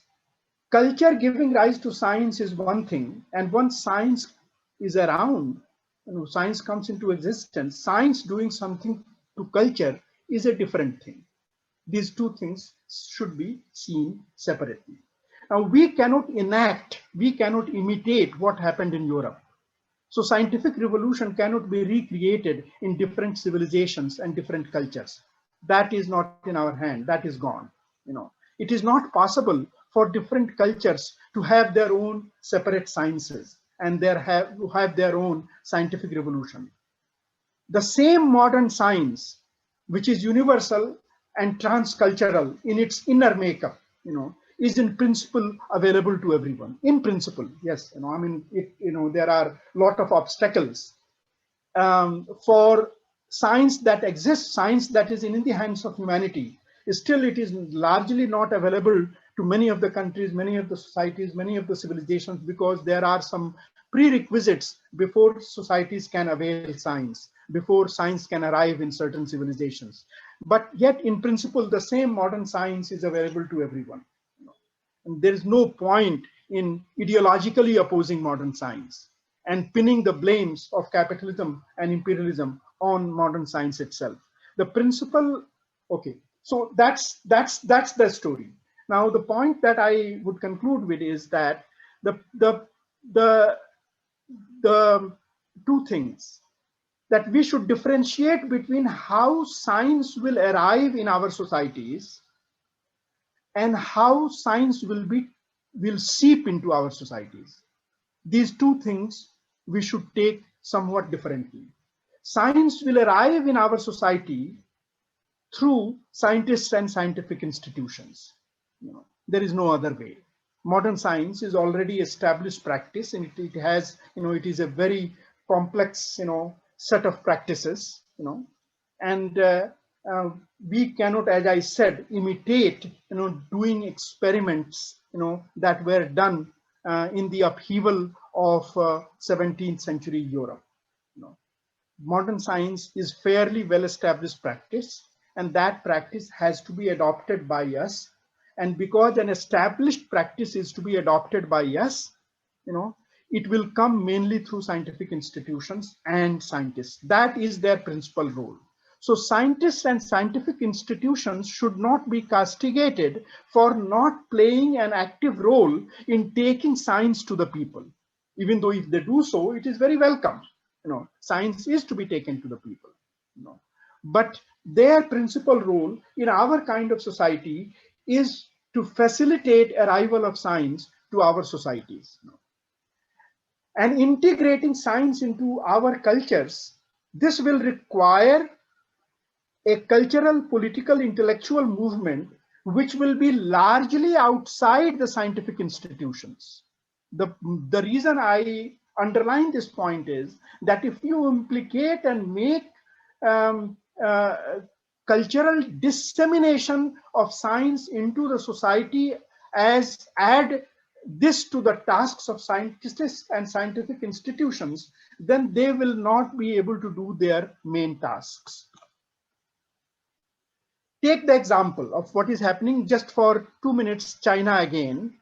And this graph you have already seen. And if you see this red curve, of China, between 1973 and 2003 here. Let me see. Yes, here in this portion. This is one of the steepest climb a culture or a civilization has made, to prosperity, to becoming a strong economy, a power center in the world.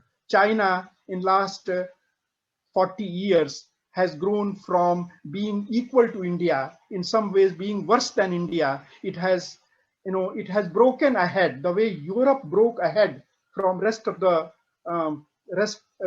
world. The great divergence. That kind of great divergence is replaying itself in case of China. China is getting ahead of everybody else in the third world. And India being the main example. So India languishes. China has gotten ahead, and what has happened in China? As far as science is concerned, science has arrived in a very big way in China. China is doing something which even Europe and even America is not able to do. I just like to give this example of this big accelerator. Accelerators, large hadron collider. In some of my science lectures, I have talked about with some of you. Now it's this Large Hadron Collider and CERN was created by a number of countries coming together because it was too expensive, too big for even the one rich European country, France or Germany or Britain, to construct. China is building on its own, by itself. China is building an accelerator which is order of magnitude bigger than the biggest accelerator that currently exists, LHC at CERN. The diameter of the circumference of that accelerator is 27 kilometers in case of LHC. China is making an accelerator where the circumference, I think, will be 100 kilometers, and you cannot imagine what kind of technology, what kind of expense that involves, and China is doing that. We boast of our IITs, China has IIT-like institutions, much better than those, suddenly coming up in dozens or in hundreds. The famous scientists, from the West, are making a beeline to China, and this great collider that China is building, big, famous top-notch scientists from America, and Europe, are advising them, and lot of future scientists will be employed in China. So that I give as an example. Science has arrived in a big way in China, and that is correlated with this, that is connected with this great divergence that is happening now. China pulling ahead of everybody else in the third world and becoming a superpower. But then the other part, so though China has found a way to import science, to bring science in, science has arrived in China in a big way. But has the other part of our story, has science seeped into the culture of China? I don't have an answer to that. I have never been to China. My guess is that it has seeped into the Chinese culture much better than it has seeped into India, for example, where we are. You know, China, gets criticized, and I am not taking a side there, and I have my own criticism of China. China gets criticized for not being a democratic polity, not being an authoritarian society, one party rule, and so on. But China is doing much better than many of these, vaunted democracies, where very ugly reactionary forces are raising their heads, including America. Till recently, America was ruled by Trump, and even Trump, now Trumpism is a big headache. Trump is most likely will not be convicted in his impeachment, because Trump enjoys a very large mass base, in America, despite all scientific achievements. So when it comes to science seeping into culture, there is not necessarily a parallel movement, but that if some society is able to do good science, that does not mean that science will seep into their culture. And in all these democratic societies, fascism has been raising its ugly head. In India, is under a kind of neo-fascism.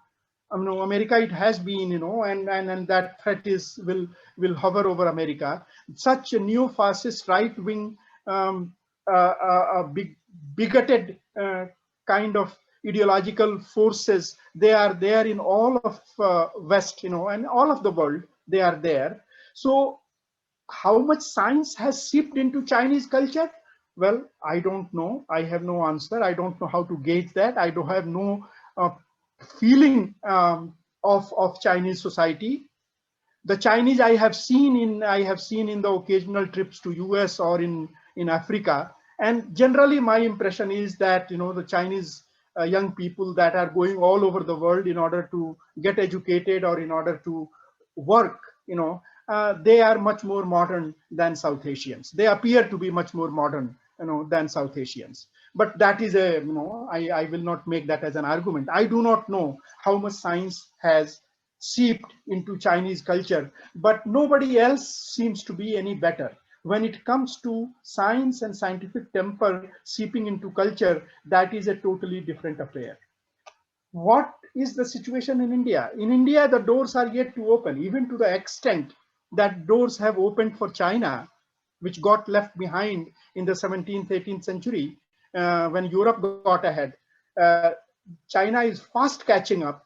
In India, there doesn't seem to be any scope of that. There isn't. Right now, the conditions are dismal in India. Science has arrived in India. There are some very good institutions and there are top-notch scientists in India working in India, but not in a big way. Nowhere close to what Chinese are doing in terms of arrival of science. Select institutions and handful of scientists, but large part of India is scientifically barren. And system and politics are the main obstacles when it, even in the case of arrival of science. The other part, there the doors are even more shut. Intervention of science in culture. I think in the national movement struggle 100 years ago, India was doing much better than India is doing today. India is much more reactionary, much more bigoted. Mass culture here is much more conservative, reactionary, and aggressively, anti-reason, anti-modern, anti-science.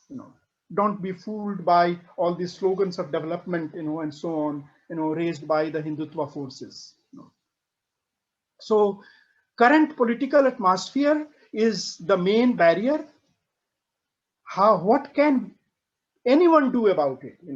Cultural intellectual movement is the need of the hour. The social mind that was wired by the Bhakti movement over the period of 1,000 years, that needs to be rewired, and that is a colossal task. So nobody is going to have it easy. Nobody is going to have an easy solution to our predicament, our challenge. The way it will have to be done will have that nuclei of intellectual activists will have to be created. Remember, science cannot be taken to the masses. You cannot have a Rath Yatra for science. I have respect for the people who try to take science to the masses. I am not rejecting them, but those will be peripheral to the whole effort. Science does not directly go to the masses.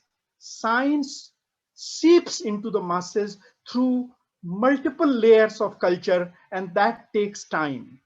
So what you have to do is to create intellectual, cultural, philosophical nuclei of activists who generate debate among sections of the society where debate can be generated. And this line of action often gets rejected by the populist attitude of movements, including the left movement. Because we talk of science and scientific temper going to masses, we take the intervention of science into culture as a mass movement, and this cannot be a mass movement. First of all, a society has to do good science. Science has to arrive in that society. Secondly, there has to be a high cultural, ideological, philosophical, knowledge-based debate created in that society, and that cannot be a mass movement. There are mass struggles and there will be mass movements, and that is what will push the society forward, but that is a different ball game, as the Americans would say. That is a different task. The task of science getting into the veins of the society, that will not happen through Rath Yatras, through anti-superstition movements, even though popular science movements, even though they will play a role, but that will be minor, very secondary role.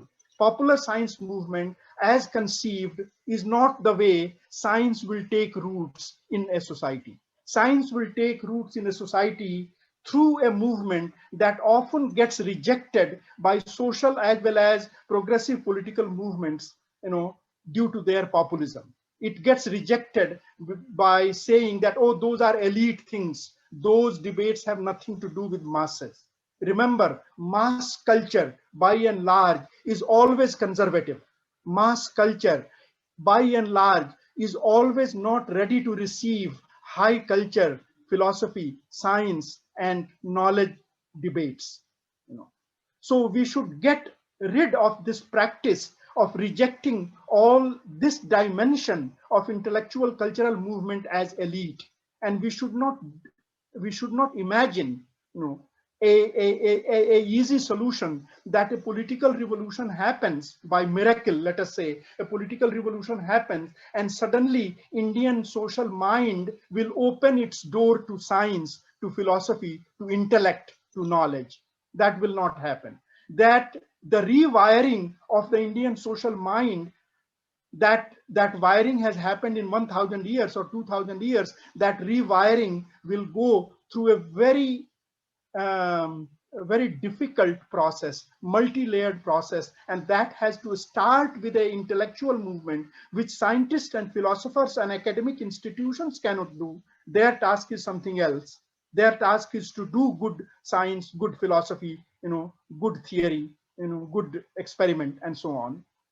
And this task cannot be done by the Kisan Andolan today, by various social and political movements. This task has to be separately conceived, separately planned, so that seeds of intellectual cultural upheaval can be established in bits and pieces of a small nuclei of polymathic kind of individuals who know a little bit of this and little bit of that, who are intellectual activists. That kind of nuclei will have to establish all over the society, all over the country, and debates will have to start from there. There is no other way to rewire the Indian social mind, which must be rewired. Otherwise it will keep its doors shut for seeping in of science. So I have taken more time than as usual, as I always do, but apologies for that, but this is where I will end. Thank you so much for being patient with me.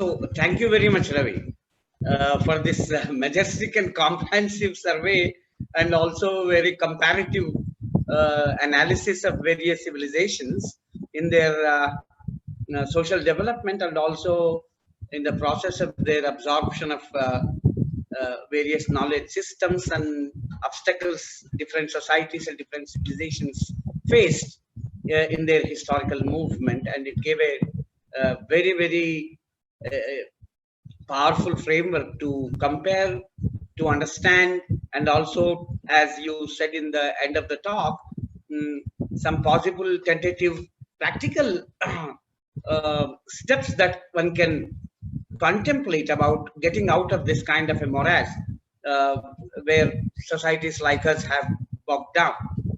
Thank you very much for this beautiful, wonderful, powerful framework, as well as the tentative steps you have suggested.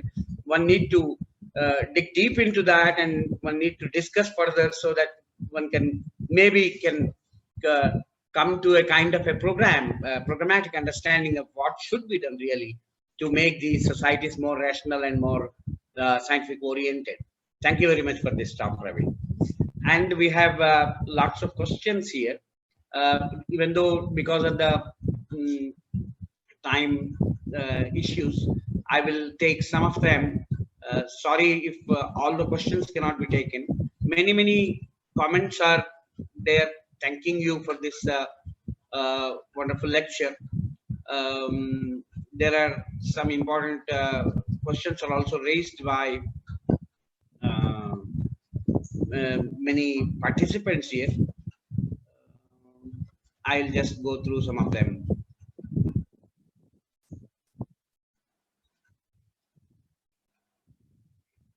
One question is, even though small, but has a very important question, maybe many of the participants might have. This is raised by Pankaj Kumar Yadav. He posed a simple looking question. What is the relation between technology and philosophy?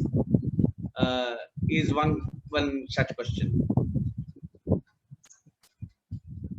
And maybe I'll read 2-3 related questions so that you can take them together.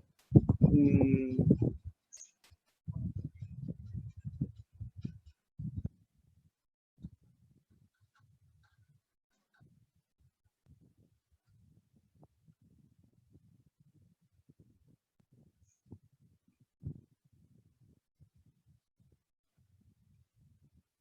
Bhargav, are you waiting for me or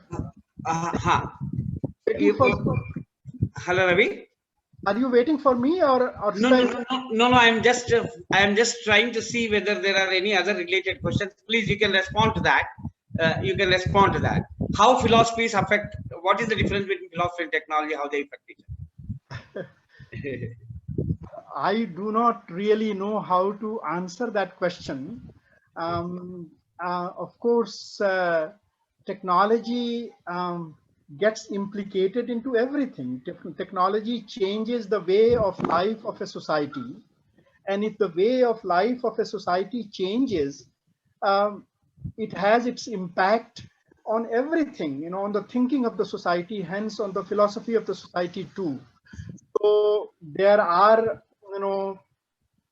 deeper theoretical engagements with that question. I am not very familiar with those, even as abstract.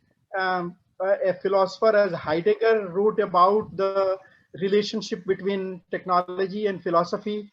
I'm sorry, I will not be able to get into answering that question beyond some hand-waving kind of top of the head kind of argument. So I will just acknowledge that it's a very complex question.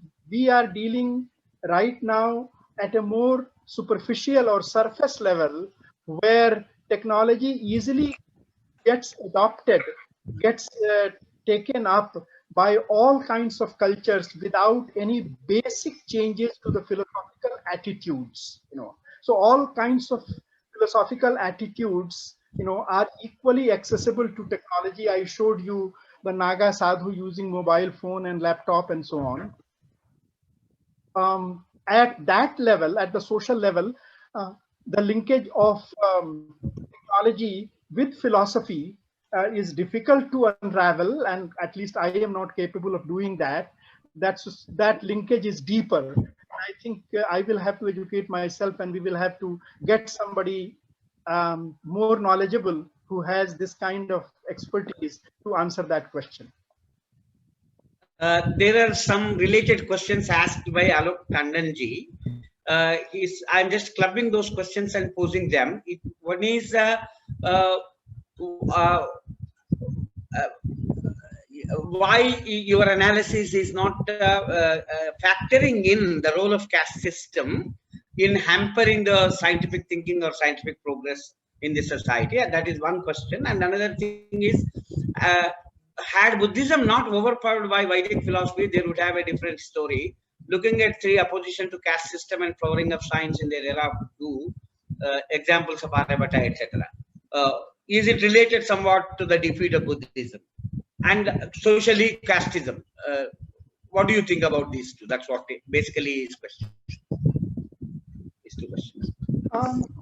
I wouldn't say that casteism is not responsible for this tragedy. It is responsible for many tragedies that Indian society has been afflicted with, and I'm sure it had a big role to play, in obstructing the path of science too. But it is very difficult to come to a clear conclusion. Answer is that because casteism divided, this casteist kind of division of labor oppressed and subjugated large part of productive part of the society. How would science grow in such a society? But we have seen many hierarchical societies. Europe itself was very feudal, and the scientific and philosophical debates and movements that happened and that gave rise to, at least that was behind the scientific revolution, happened in the top elite of European. It's not that European masses were making scientific revolution. So, I mean, in India, correspondingly, the elite, religious and political and cultural elite, could have, despite caste system, could have given rise to scientific revolution. It would have been an elite phenomenon, the way Kalidas and Aryabhatta were elite phenomena, elite, were elites who contributed significantly to culture and science. That could have happened on a much larger scale. But so, in addition to caste hierarchy and caste subjugation, we have to look for some other explanation for India not being vigorous in the scientific cultural domain. And that is why, for me, the Bhakti movement, the negative role of Bhakti movement is more important than the caste division of the society. Now, I know in today's political and theoretical atmosphere, what I am saying will be a blasphemy, because whole of Indian tragedy is put on caste systems and caste system alone. But, and I do not, I agree with our having caste system, our having the royalty. Nobody else has caste systems. So caste system must have a lot to do with our tragedy. There is no doubt. I am not disagreeing with that. And yet, everywhere, without making a logical connection, putting it at the door of caste system, even the lack of scientific revolution and lack of lack of elite achievements of India's elite, that also being put at the door of caste system, that I am not fully convinced by. So, in a way, the same thing from a different perspective, Jinath Rahman strongly disagreeing to one of your this statement that Bhakti movement brought harmony among the differences in culture, in a way, social culture. She thinks that, Jinath Rahman thinks that this it promoted social cultural harmony. If something that blocks science, it is religion. I totally disagree with what you say. That is the kind of take. Of course, you have partly answered to that right now. So, I understand your disagreement, and yes, we disagree. Yes, we disagree. Only thing I will point out and I will underline is that keep in mind the different time scales of different consequences of any movement. You know, some movement can have a very positive consequence on a shorter time scale and can have a very negative consequence on a longer time scale. So I do not reject the positive achievements of Bhakti movement. Bhakti movement was anti-casteist rebellion, anti-Sanatan rebellion. No, so it did bring, it opened the doors for the oppressed castes and classes, and it brought in the question of individual equality. It did succeed in breaking some barriers of the caste system. All those positive achievements I recognize, and I am happy with Bhakti movement on that time scale. And yet what I said in the presentation, I stand by that. On the millennial scale, the Bhakti movement, made Indian people de-linked from politics, made Indian people indifferent to politics and to social, philosophical, cultural upheaval, that was taking place in the elites of the society, very feebly, not as much as in Europe, but still. So Indian people, social mind, the mass mind got entangled into the question of bhakti, road to salvation, road to, it started building its own plebeian road, as I said, people's road to God, despite many of the positive achievements that probably you are pointing out and that I also accept, I think that the millennial impact of Bhakti movement has been tragic for India. Yatindra points out an interesting thing and also poses a question. We have seen a massive resistance for science from religions in early days of science. Nowadays, almost all religions are in competition to prove themselves more scientific. How do you see that in the process of making science popular? Yes, that's a very good question, and that is also partly an answer. That shows that scope is there, that science has established itself, in the world and in our countries also. So there is a scope for the kind of cultural, intellectual movements that I am talking about, to take roots in the society, just that none of us have done it. None of us have thought about it. We have rejected it as an elite issue, issue among the elite. So the fact that they are competing to claim science, that itself tells something. But then again, we all know that, it is not very scientific. It is still bigoted. It's saying that, we in ancient India had science because, we had Pushpak Vimana, or we had, whatever surgery, limb transplant, which they used to call plastic surgery. They cannot even differentiate between plastic surgery and limb transplant that must have happened in Ganesha's case, that kind of attitude to science has nothing to do with science. So the kind of debates inside religion, which was about, revelation, about what is in Bible, about the right of who can interpret the Bible, the priest or the regular individual Christian, the question that got raised in the Reformation time, the Reformation in the Lutheran Revolution, religious revolution, those kind of philosophical religious struggles, if they were to take in India, I would have welcomed that.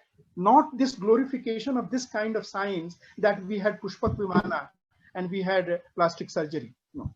So, we have to, that tells the potential, or that tells the hegemonic role science has gained in the world today.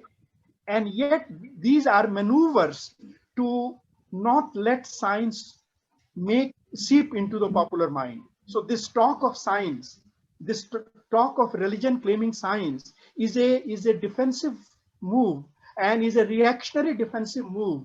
It it is aimed at keeping the Indian social mind, Indian cultural mind, shut its door to science, to scientific temper, and to high culture.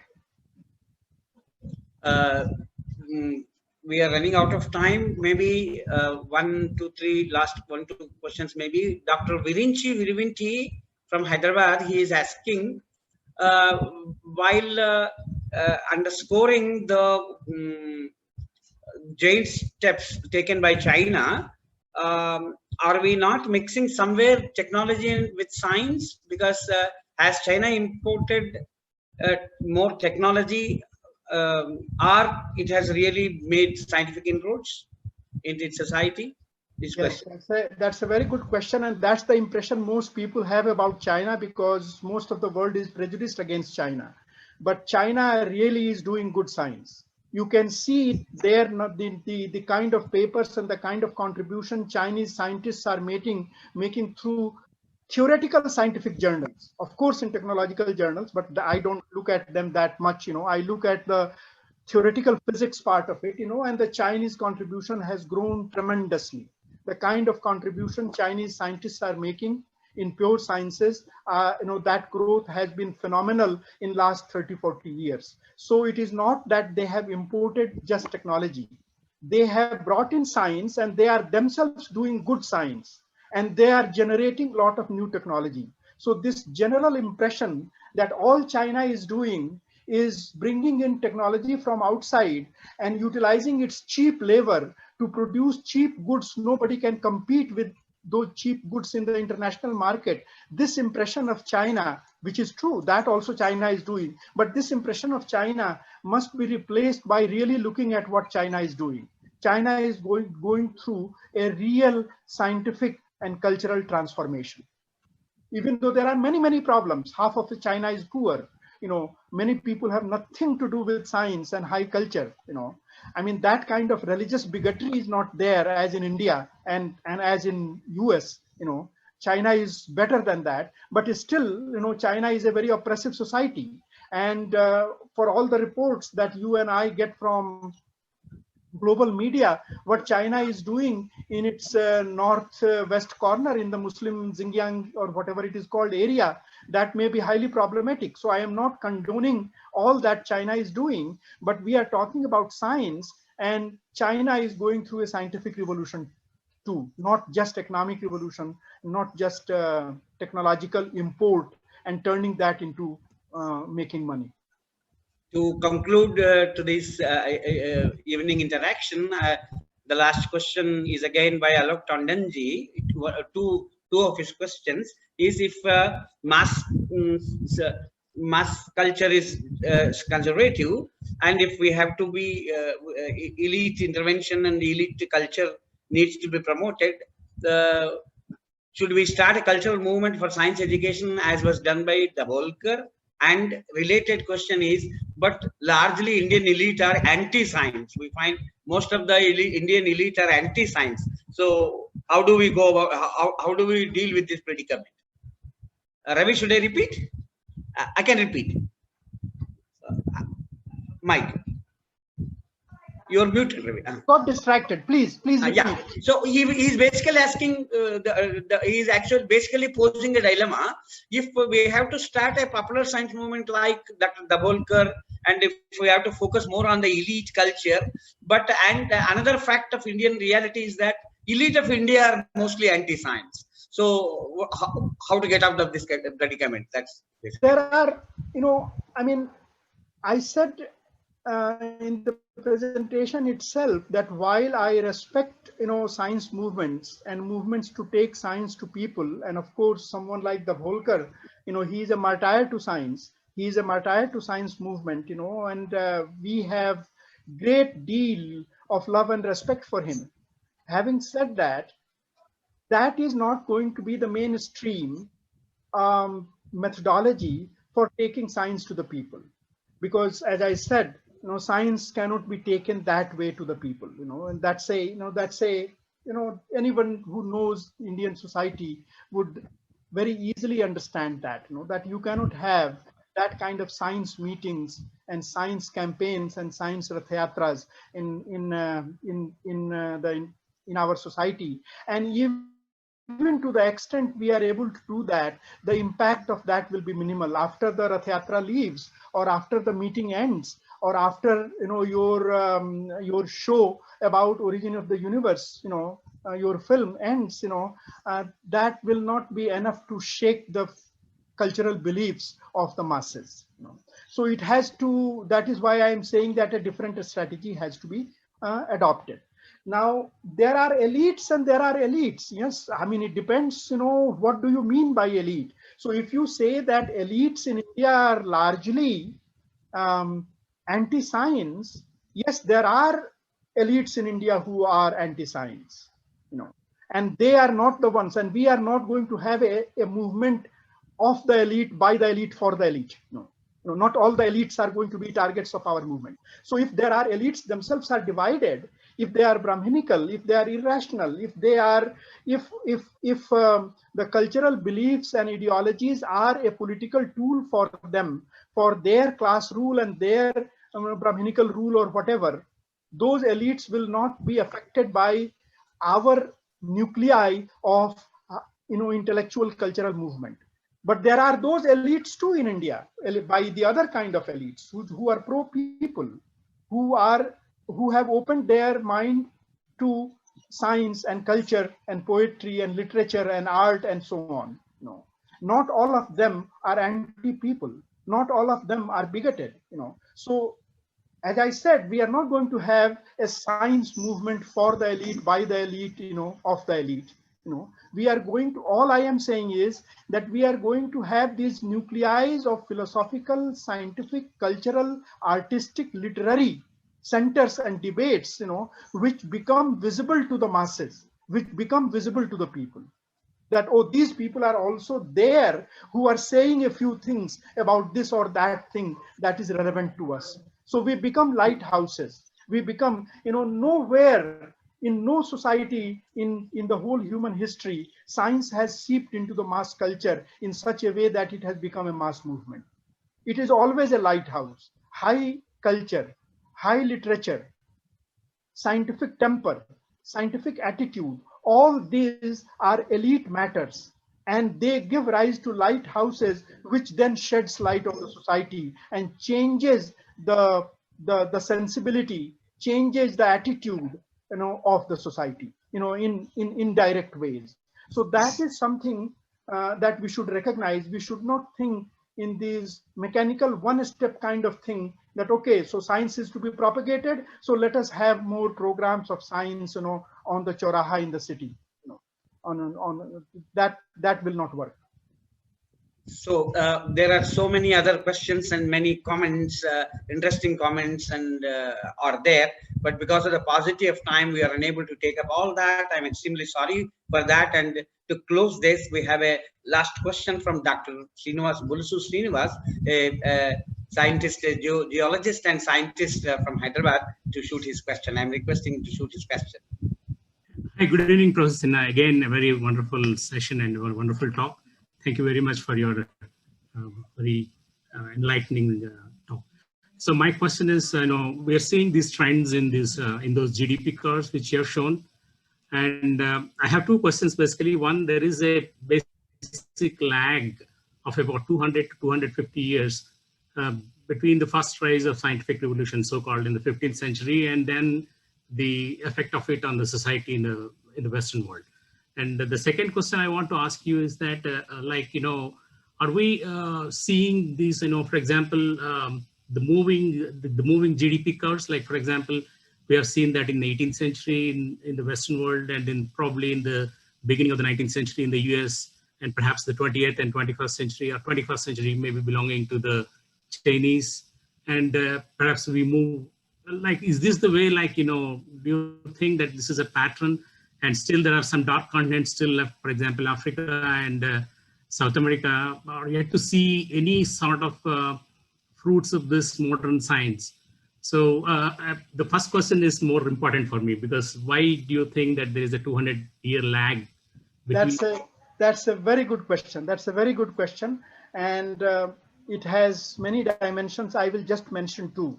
One part for that time lag is in the makeup of science itself. So it is internal to science.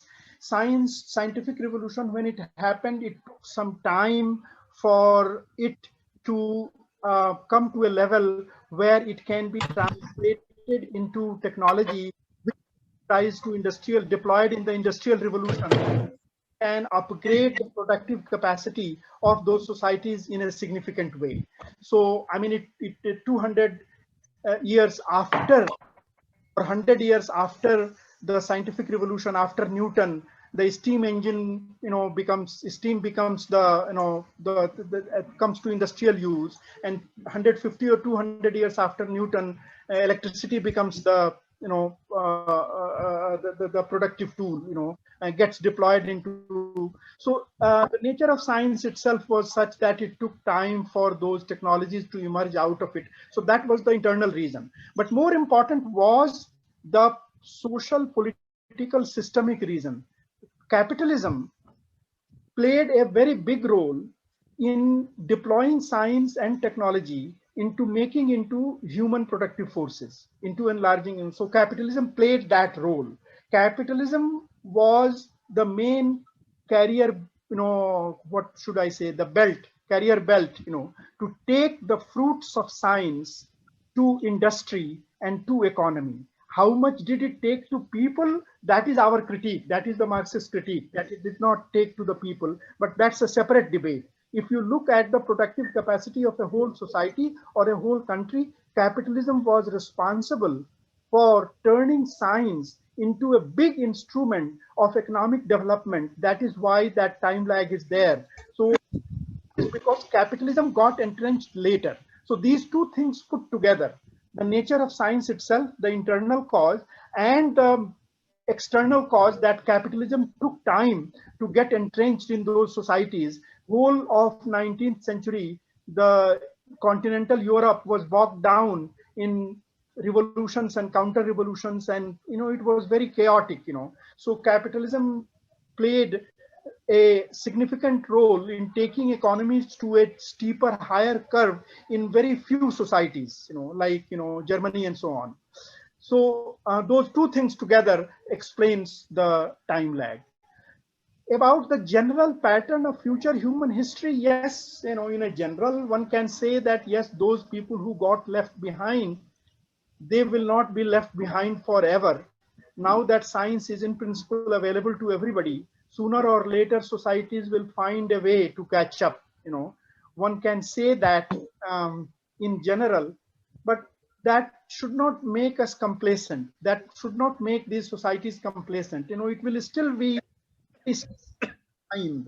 A lot of efforts will have to be made, and China has gone through a lot of experiments and a lot of upheaval and a lot of tragedy too, in order to reach this point where now it is doing this miracle, where this new edition of great divergence is taking place. How will it take in India? I don't know. That is the challenge for us, and it will be an even greater challenge for Africa. Thank you, Ravi, and thank you very much all the participants who have been here for this exciting evening and interaction. And thank you very much for those who have posted their questions and also posted their comments. Definitely, my only appeal is that all our participants, that it is a process. We are initiating a series of lectures. It's a process. Please understand that it's a very vast subject, and as the speaker also circulated the abstract of the lecture, in that, if you remember, you must have read that it is to initiate discussions around this topic. It's a huge topic, and ongoing debate is necessary. So all different aspects pointed out by different participants, all those issues need to be discussed. We don't need to formulate, or we don't need to conclude anything on the basis of this one lecture. It is introduced one framework, and to trying to locate where the main problems are and put the goalposts. So we will continue this interaction in future, and let us try to cover up all other aspects, and let us dig deeper in future things, in future interactions also. Thank you very much. Thank you all for being here for this not so very popular kind of a subject. Thank you very much. Good night.